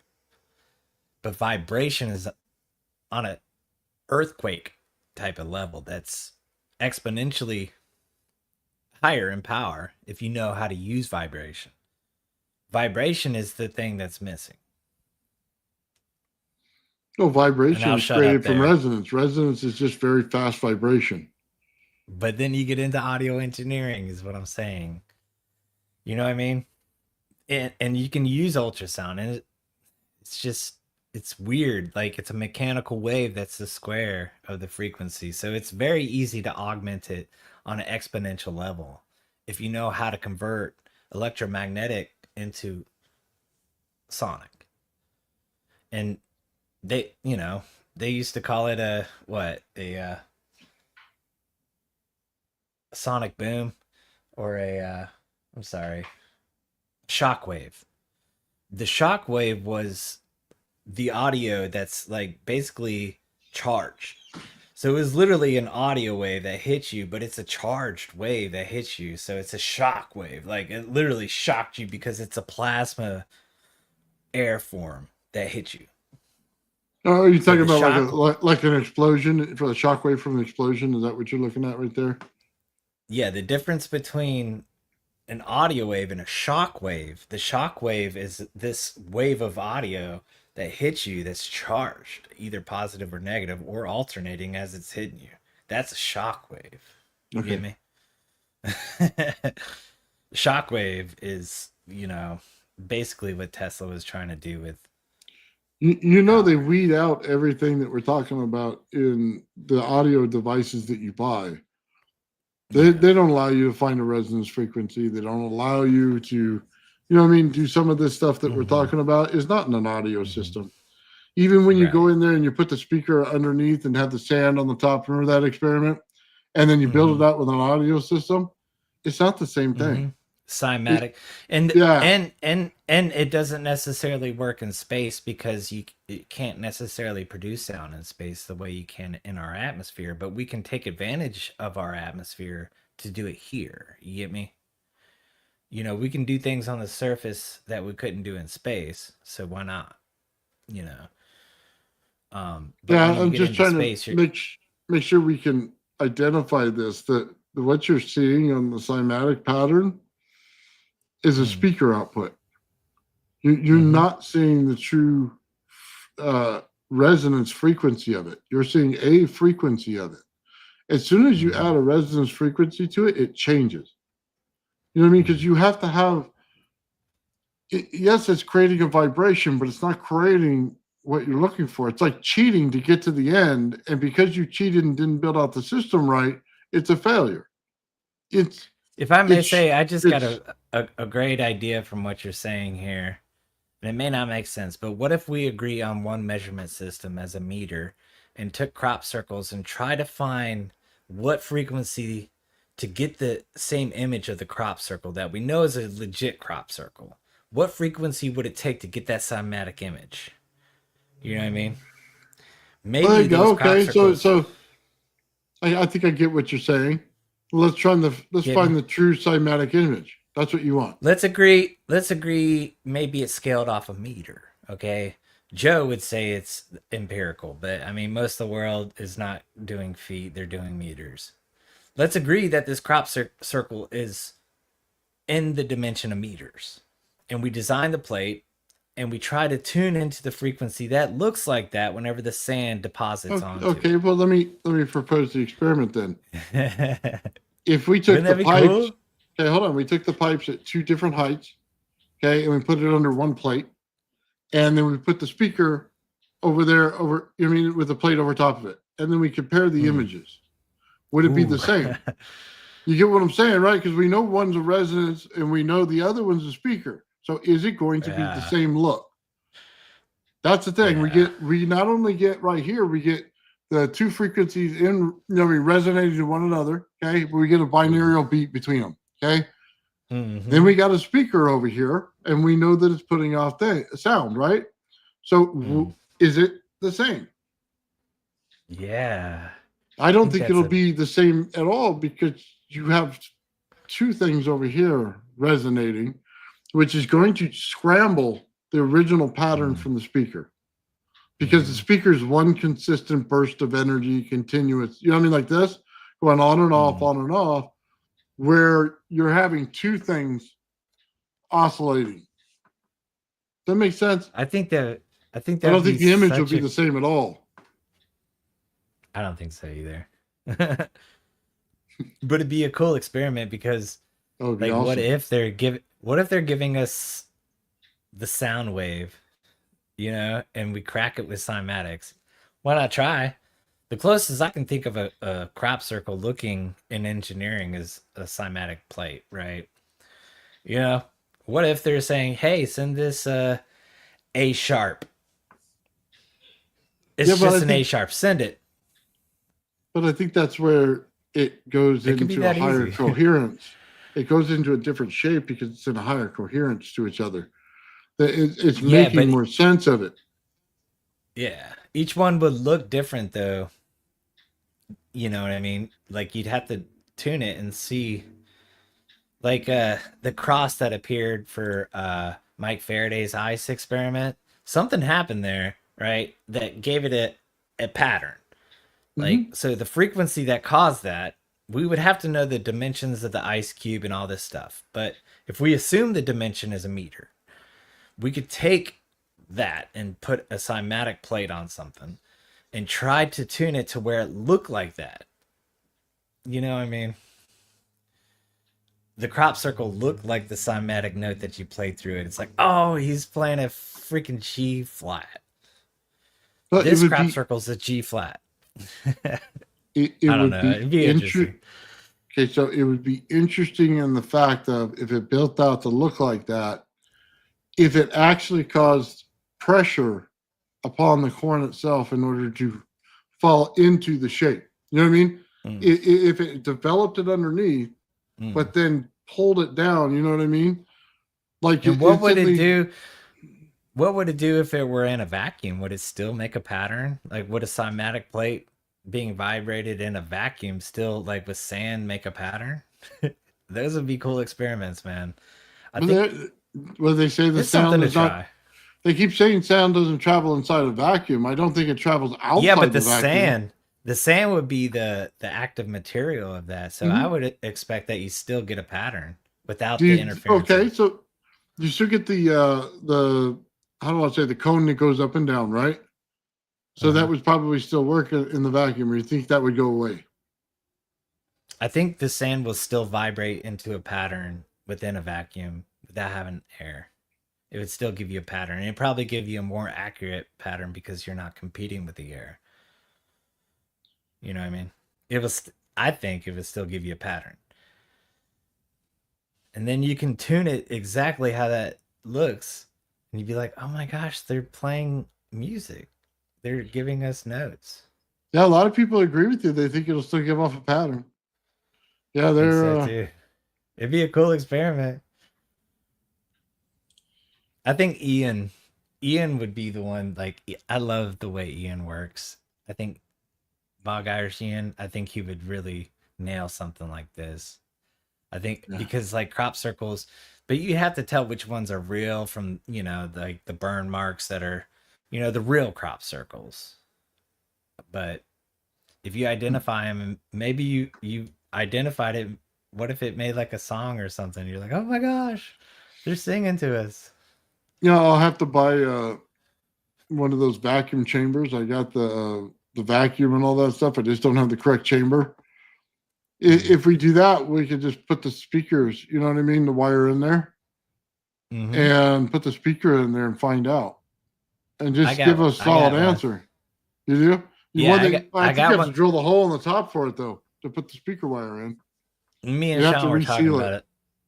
it. Me and Sean were talking about a different way, but I don't have the time, honestly, to do all this stuff. I'm trying to be like a muse, and like we got so much talent within our community that it shouldn't just come down to me doing this because we give the information out, and anybody that does it, they're welcome to demonstrate it on your show. You know what I mean? Because it'd be awesome, and they would you know be a Yeah, part look, of the construction of what we're trying to do. I don't have time for it, is what I'm saying. I'd like to try it, but I just don't have time for it. I'm trying to think. It'd be cool though. No, I mean like setting up a radio in there. You know what I mean? And it already had the music into it.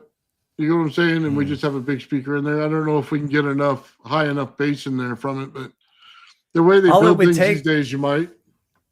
all it would take is, does the sand make a pattern or not in a vacuum? And I bet you another channel is gonna harp on this and be like, "Ooh, does cymatics work in a vacuum?"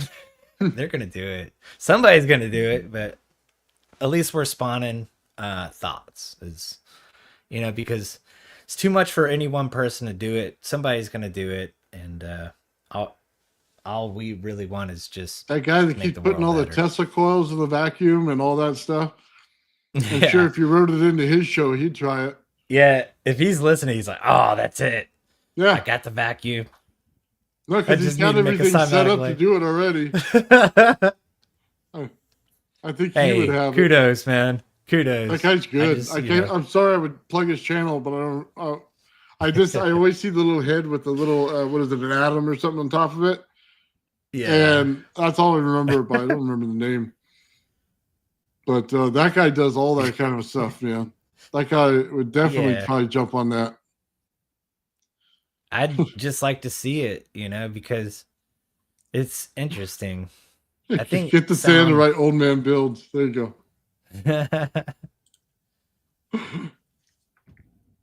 No, I agree with you. It'd old be man, interesting. the Sandman. Oh man, yeah. No, If you're a it goat. comes out with a pattern, I bet you it'd be different though than the one in the open air.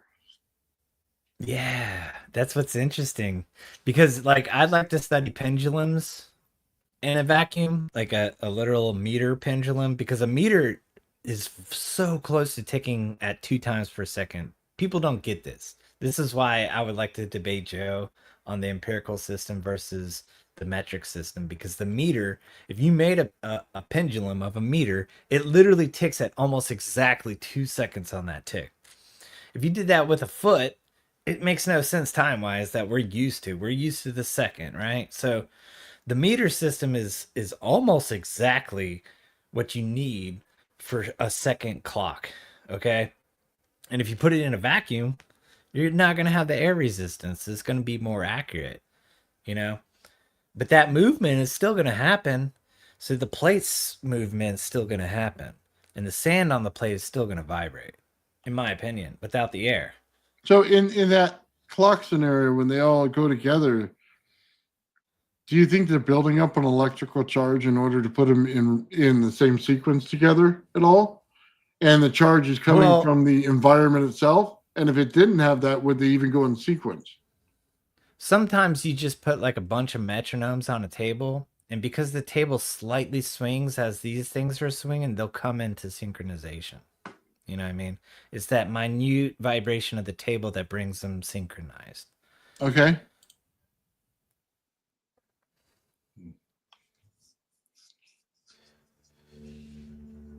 Are there any questions? I'm sorry.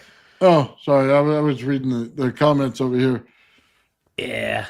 I was just wondering if it had anything to do with it. I have no idea if it does, to be honest with you. I think it will, though. What do you think? Somebody said plasma chicken earlier. They were. All right, Pete. Man. Coyote Creative Studios, man. He remembers chicken. This plasma chicken in the microwave. You have this microwave looking like it's on fire, man, and he's cooking his chicken and he ate it later. Cracks me up, bro. Brendan's hilarious. Was that B? Yeah, Brendan. Yeah. It was like he was cooking a chicken, man, in a microwave. And then the thing, dude, looked like it was just exploding on fire. I think I said clucking boost bucking. This is when I was talking about the boost bell, because he tried it and he's a drummer. I wanted him to specifically try it because he could time it. You know, he's a good drummer and he could physically do it. And it's not necessarily the high frequency. You hit it once and let it vibrate. And he was getting good responses off that. It was he cool. was. He was. He tried. And he, you know, and it shows like you may not need to have sophisticated equipment as long as you have rhythm, you know. Yeah. Grapes in the microwave give you plasma. Hooking your Tesla coil up to each side of it would give you plasma. You know, you don't even need to hook it to each side, just hook it to one side. Yeah. I did that experiment, man. It smells like crap, but it worked. It smells like ozone? Oh, dude, it smells bad. It's like a nasty ozone. It's like dirty. Dude, those grapes smell bad when they burn. Yeah, I've done that. Here's the hilarious part. I've been shocked by an orange. Like, you wouldn't think that you'd get shocked by grabbing an orange, but when you hook enough electricity to it, you can. It's the most random sentence I've ever heard. I've been shocked by an orange. Yeah. Who else could say that, dude? Yeah, not many people, man. I've been shocked by an orange. What have you been shocked by? And grapes. Well, you got like the fumigation from the grapes, but the burritos were my favorite. Oh my God, dude, my burritos are my favorite experiment. I love tripping people out with burritos. Something you have no idea that would do it. And anything with water with that experiment is just on fire, dude. It lights it up. Yeah. So if you replace the brass, just be honest, you wouldn't get the same results if you used something other than a brass rod, right? In the center. Do I get the same results? Yeah. Instead of a brass rod? I get better results when I use something different sometimes. I use copper and I get a better result. Okay. And it has to do with the copper wants to pull all the, electrons, however you want to say it, pulls it in, right? And if I put insulation over it, I get a 10 times better result to get it colder faster. Nice.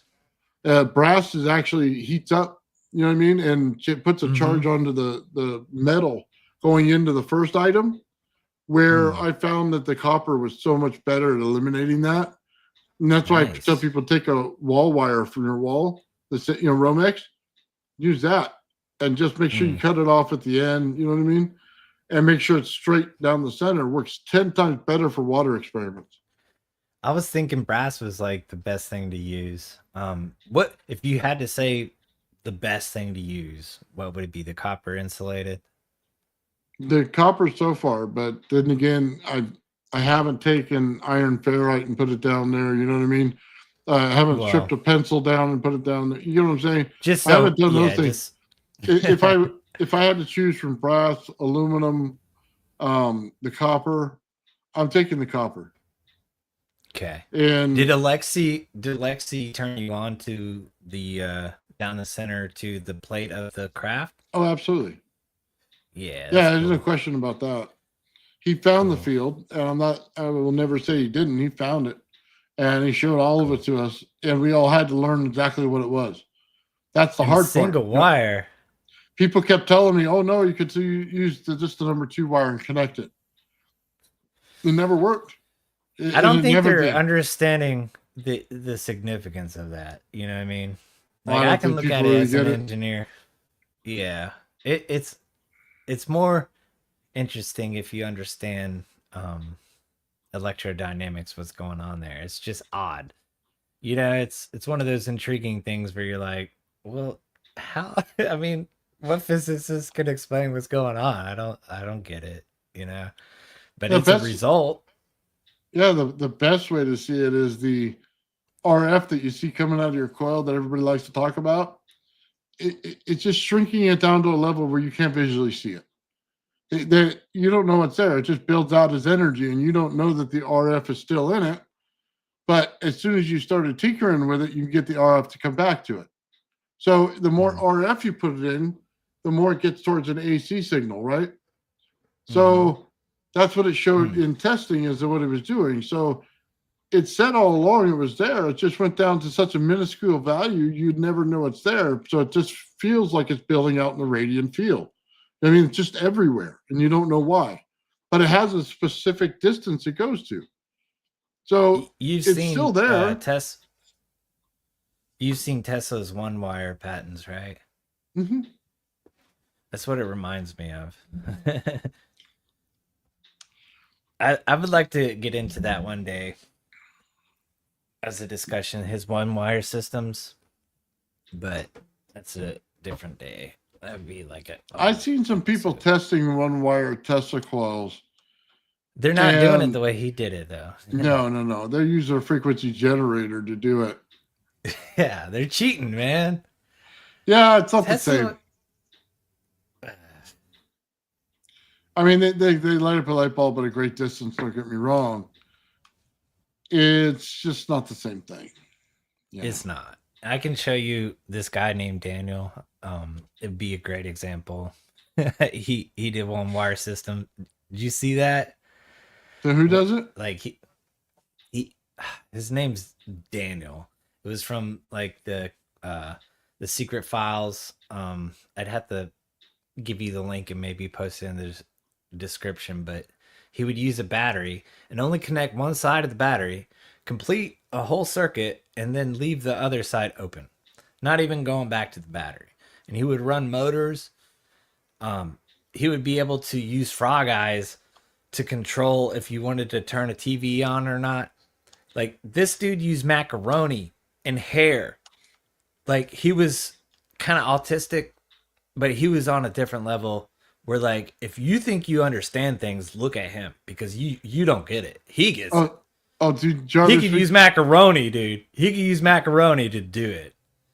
dude, Yeah. we gotta have the link when you get it. I'll put it Yes. out to everybody. We Yes. gotta have the link, dude. Daniel's the best. Macaroni He will guy. blow your mind. And hair, My kind of guy. dude. He'll blow your mind. But like I said, he was kind of autistic, I guess. And I don't care about that. yeah, but It's all good to me, it- man. it literally like take physics and just rip it because after you see him, you're like, we don't understand what the fuck is going on here, dude. If Like, you can turn something on with macaroni, dude, you got my attention. Okay, you, Dude, this- you 100% have it. There's no getting around that. I'm okay? surprised got you it. haven't seen Daniel. I'll definitely send you that, dude. You got to. It's gonna blow your mind, man. I think it's the Jinka files from Bendini. Yeah, Sinjinka was like a CIA agent that, um, and it's a recording of a recording, like literally of a TV monitor that he was recording. So it's very low quality, and it's the only one that got out. You know what I mean? It's one of these leaked things that probably shouldn't have got out. I'll send it to Yeah, you. dude. By all means, I want that. I bet That somebody in chat knows what's up. I will literally, dude, put it up there. I want everybody to All see right. it. In the description, like I'll send it to you after. Well, I'll go ahead and send it if you can fluff talk for a second. Oh yeah, dude, go for it. Yeah, do what you got to do. If you know where it is, automatically go for it. Yeah. You had me at macaroni. Nice. Yeah, I love it. Yeah, they say link it, man. They all want to see it. It's rad. It's really rad.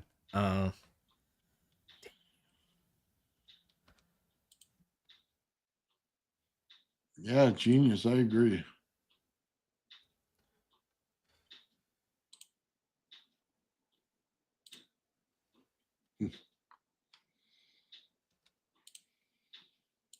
This is Sinjanka. I don't know how to spell Sinjanka, but let's see if I can find it. Well, I don't think know it was either, in man. It'll take me a second. I'll get back to that because I saved it in a live share type thing, but Mm-hmm. uh, Oh, it'll okay. take me a Well, second to you find just it. get back to us when you can. That's fine.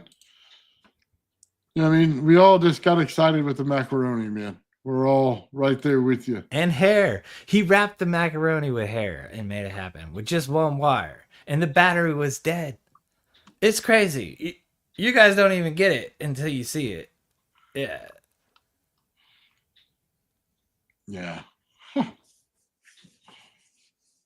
I'll send it to you though, because afterwards you can edit the description and put it in there. So just remind dude, me and I'll get it for you. Yeah, we're playing it during the live, man. I'll take the hit for that. If you can make macaroni start up anything, dude, I'm on it.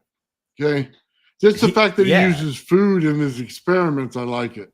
Okay.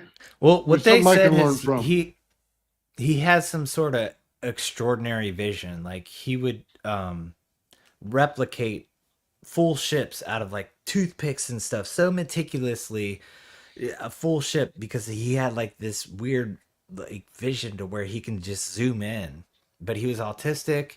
And I think the vision, maybe he's seeing some little plasma that's coming off or something that nobody else sees. Maybe he's in the dark and sees this little plasma that completes the circuit. I don't know how he does it, but I know he's got like extraordinary vision. That's got to be something. He's got hold like on. this. Is it? Don't they have a name for that? For people who could just do out of the blue, something happens to them in life, and then they have this special gift, like people playing the piano. You know what I mean? Like Stuff savants. like that. Savant. Yeah. There you go. He's like a he's like a savant for real. Yeah. There you go. That's probably a And better way to describe him. Yeah, definitely a savant. Like, would blow any physicist away that tries to. That's what I'm saying. Like, we pretend like we know things. Just watch him, and you're gonna be like, we don't know shit.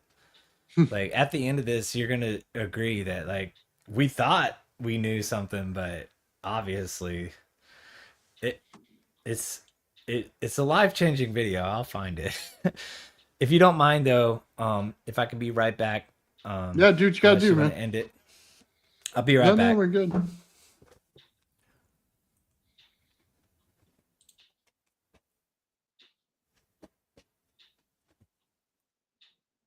Let's see. Not sure if I love Daniel's Inventions channel. That's the guy's name of the channel. Is that what you guys are saying out there?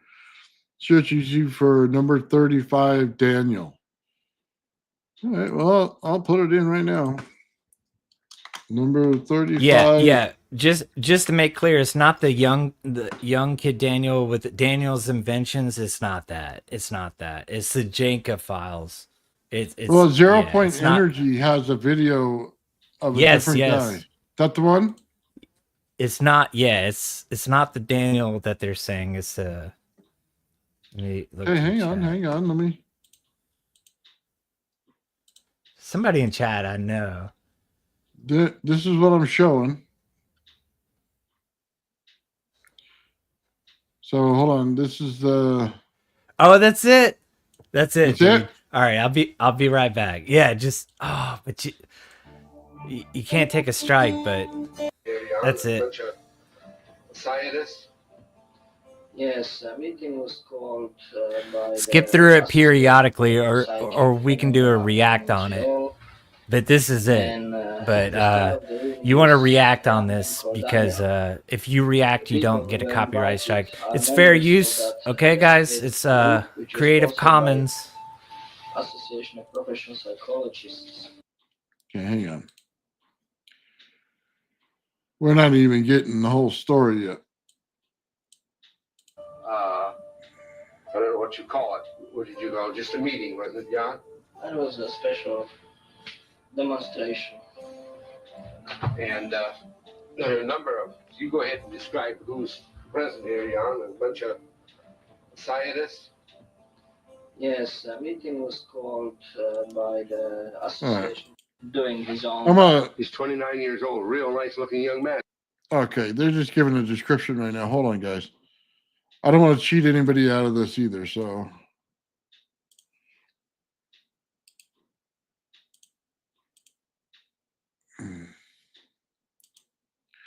There's the link to the video right there, so you can watch the whole thing uninterrupted by us if you want to.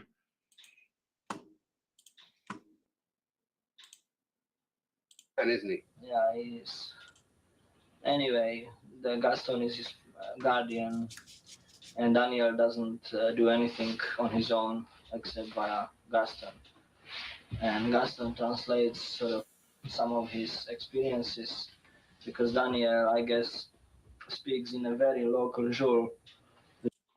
Very loosely wound. Very loosely cross-wired, and there is really no point to even speculate because we try to insert all kind of things between the coil during the meeting. There's somebody with magnet, somebody had their metal pieces, piece of lead, and I mean that makes no effect whatsoever on operation of that. Whether or not the motor works. This is Sajenka That's right. talking. And then when you measure the actual voltages and everything, it's all go properly. So when you switch off, you don't have. Like I said, it's a recording of a recording, so it's low quality. Even though Sorry. the battery is tested and found to be of low voltage, when the voltage is checked at the motor, it's the correct voltage. Is that? I guess it's a sufficient voltage to run the motor. Now, if you have a dead battery, it won't turn. Yeah, right. In this particular case, yeah. If the battery is removed, in these particular two cases we just saw, the units will not work. Only if you remove the battery, obviously, it won't work at all. The point is, if you have your own model and you need a flashlight and put that battery into it, that voltage will simply not be sufficient to run it. Right. You need 1.5 volts, no? Right. The battery goes to 1.25, you throw it out, because that's when it is all dead. You cannot drain it more and still have any effect. Anyway, you can see it fascinates people because it's clearly evident that the circuit is open. And all what people can do is just pass it around to somebody else. Because there is it doesn't even go back to the battery terminal. To do more. Daniel is waiting with other thing, and again, here you have two bulbs, instead of a one, mounted on a circuit board. And again, the two bulbs are operated by a similar way. You have an open circuit, so there is no real connection completed. There is a one switch, which has two positions, left and right, and a central. Yeah, there's the two coils. Yes. And a switch over there. Yes. Right. And a bulb. There. Right. Is that? There is nothing. Daniel shows there is absolutely zilch, Right. You folks will have to forgive Jan and I for we did not take this tape. And had we taken the tape, it would have been a little clearer. Here, we're just reviewing the tape, and it didn't look like a. I hope it doesn't take your arm and all that. No, I don't. He wasn't using diodes. The shot, John. No, I hope so. He was using macaroni and hair. Anyway, as you can see. Okay, So right here in this system, you're saying he's using macaroni and hair. Yeah, it's something similar. He wasn't using diodes for sure. Somebody was asking about an AV plug. That's where I would think too. That's logical thought, but he wasn't even using diodes. So So no, diode between it's not. two coils. Is that what you're saying for an AV plug? Well, AV plug, it's one wire that's split like a fork, and on the pigtail of that, you have one diode facing one way and the other diode facing the other. So Oh, it's okay. like a, yeah, but it's a one wire that forks off with two diodes that face opposite. But no, he wasn't doing that. It's a good question though. It's a logical question. Like I said, this guy makes no sense.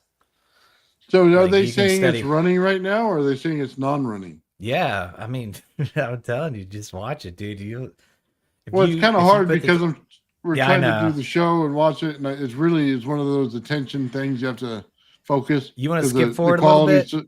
It's the quality so Yeah, bad of the video. It's hard to see what the hell's going on. yeah.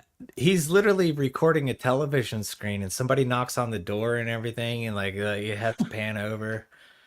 This is the best quality that you'll find, but it's literally from a CIA agent. This is the Jenka files from Bendini. You know what I mean? Okay, so let me So just ask you, what exactly is in this guy's system? He just had two coils, and then obviously had wires to hook up a battery, which you could take out. Was there anything else? every system's different. He was a savant. Like you'll see, he was able to. It'll blow. I don't even want to give it away. I mean, it's just worth watching. We could skip All forward right. and I'll comment. Well, let's hit play. On that model, again, two coils, interrupted the switch. When you switch the wheel terms, see, it works. Now in this case, Jan, there's only one wire goes No, to it that is, motor. one wire here to the coil, here is nothing, to the battery, from battery to the motor. And again, it's like a bulb. He just built, different examples. Yeah. So there is a wire goes into the motor, but there's no return to the battery. That's right. Yeah, you can Just see. one Every wire circuit he into the does is electric just motor. one And that's wire. right. Yeah, in that particular case, so he have every time the board which shows the light and board which shows the motor. Yeah. Right. So everybody can see sort of clearly that the power to run little contraption model like that has to be sufficient. Yeah. You cannot have millivolts. You have to have a certain strength Right. of a good battery. And again, he is using very low voltage. In this case, the people that we see It's here, good to see you, Bernie. some of these people are electronic specialists. Yeah, and they are scientists, PhDs in electronics. They PhDs. are the people from University de Montreal and from institutes and the professional engineers license. It's a professional body that is sponsored by professional The body. switch, by the way, is just hanging there. Yeah, just hanging. There's not even. It's just one wire to the AV plug's switch actually important, going, but he's not and it using that. switches. Anyway. Yeah. Okay. Time energy though. AV plug's important. These are the first demonstration of the very simple boards put together, glued. Is that just glued down on acrylic plastic? Yeah, it's glued on acrylic plastic with glue. Yeah, with glue. That's it, yeah. Right. And the reason why it is on acrylic plastic, because somebody asked, whether there's any effect, is so people can see it from both sides. Yeah. Right. There could be a triboelectric effect though, and somebody said maybe the touching, Yeah. because dry skin on acrylic could cause a triboelectric And effect. then they ask him whether it's right. You say the triboelectric effect could cause this? Yeah, somebody was wise enough to say in the chat that maybe the touching of it itself, because dry skin touching it could, but the odds of everybody having such dry skin to touch the acrylic to be able to give it the triboelectric effect is off to me. Okay. And they're saying that he chose the acrylic so that you could see through it and see exactly what he's doing. But I'm in doubts. I do think the acrylic does participate in some triboelectric effect to where he has such good vision that he could see the plasma off that one wire. But that's where I end. I just can't go any further to explain it because it's just remarkable. It's unexplainable. It's it's something that's metaphysical in my opinion. Like you can dive into the physics as much as you want, but it takes a savant to do this.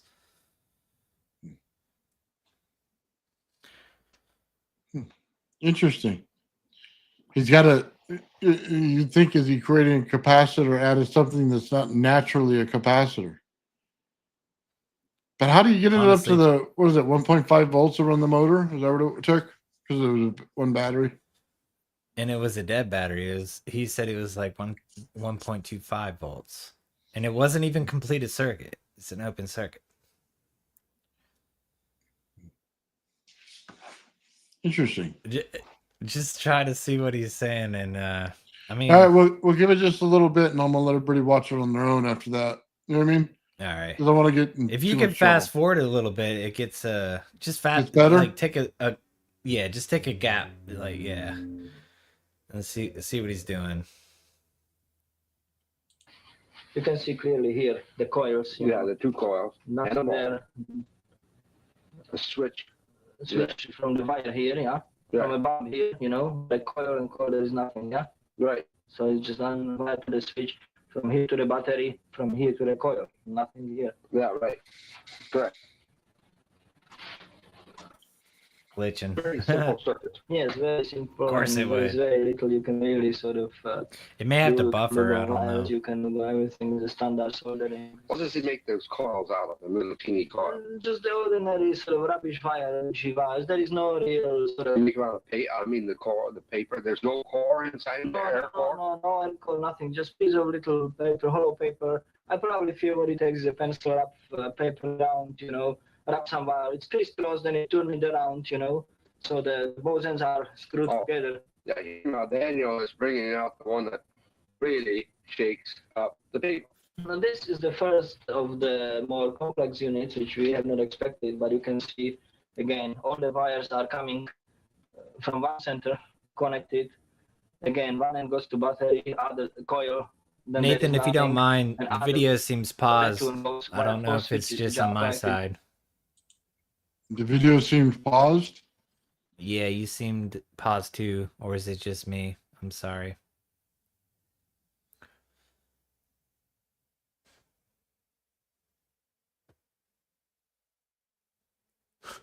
We may have lost Nathan.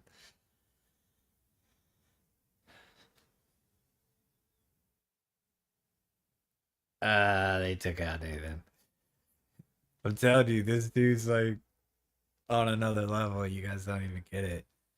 Like, I've studied physics a lot. Anybody that studied physics and sees this has no answer. It's just, you gotta go into the metaphysical to get it. Later down the line, like, he separates a radio, with music and audio, and he's able to hush the audio and play the music with his mind. Just play music. This is way before audio engineering software. Like, he could just think about it and either play the music side of it or just the audio and no music. It would just be the audio of the singers and you would hear no music. And it's just unexplainable what this guy does. It's something you guys got to watch by yourself.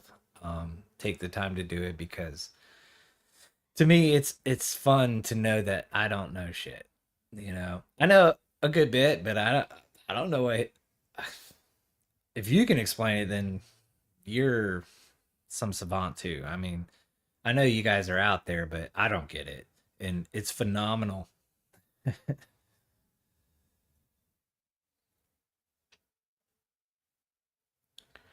Hopefully Nathan will come back here soon. Hello. There you are.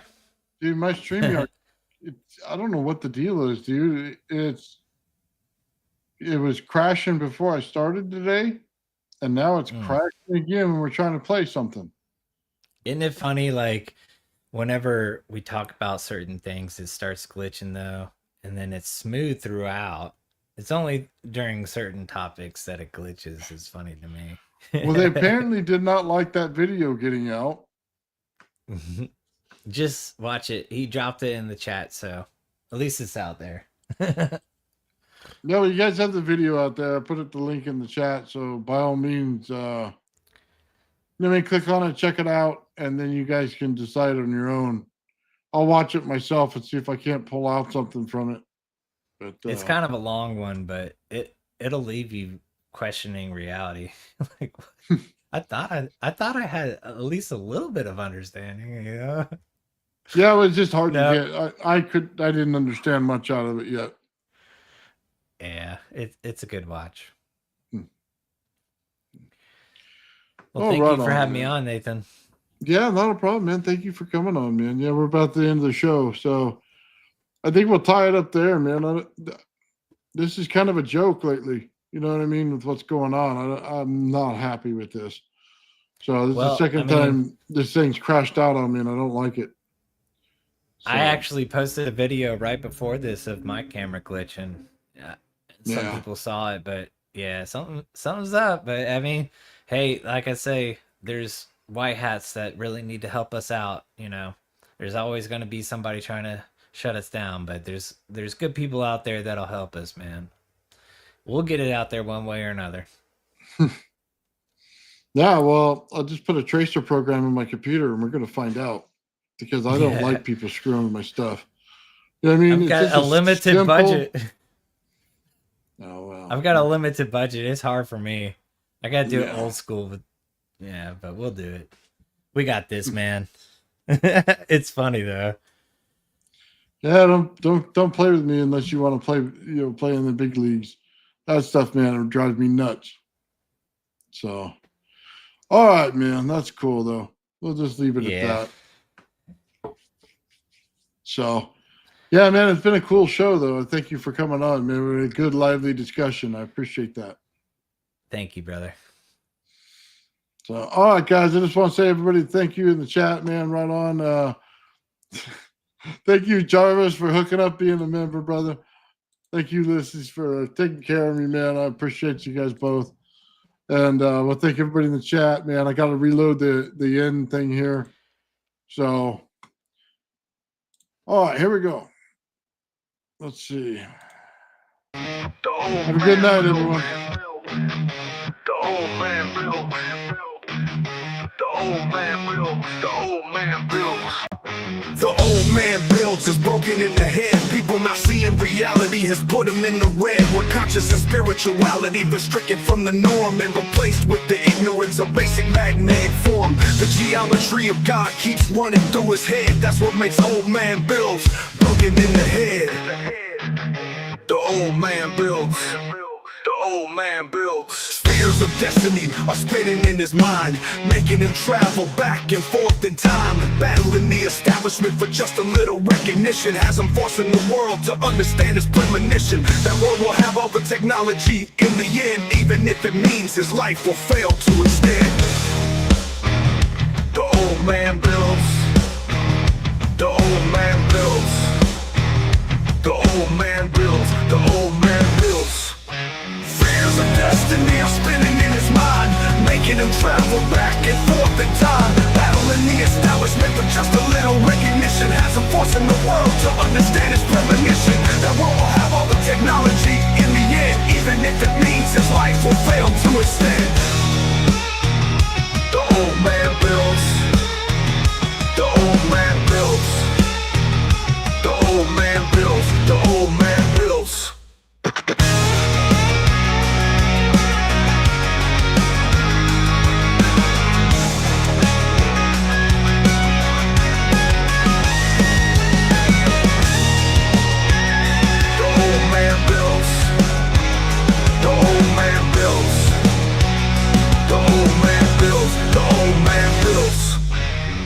Fears of destiny are spinning in his mind, making him travel back and forth in time, battling the establishment for just a little recognition. Has him forcing the world to understand his premonition. That world will have all the technology in the end, even if it means his life will fail to extend. The old man builds.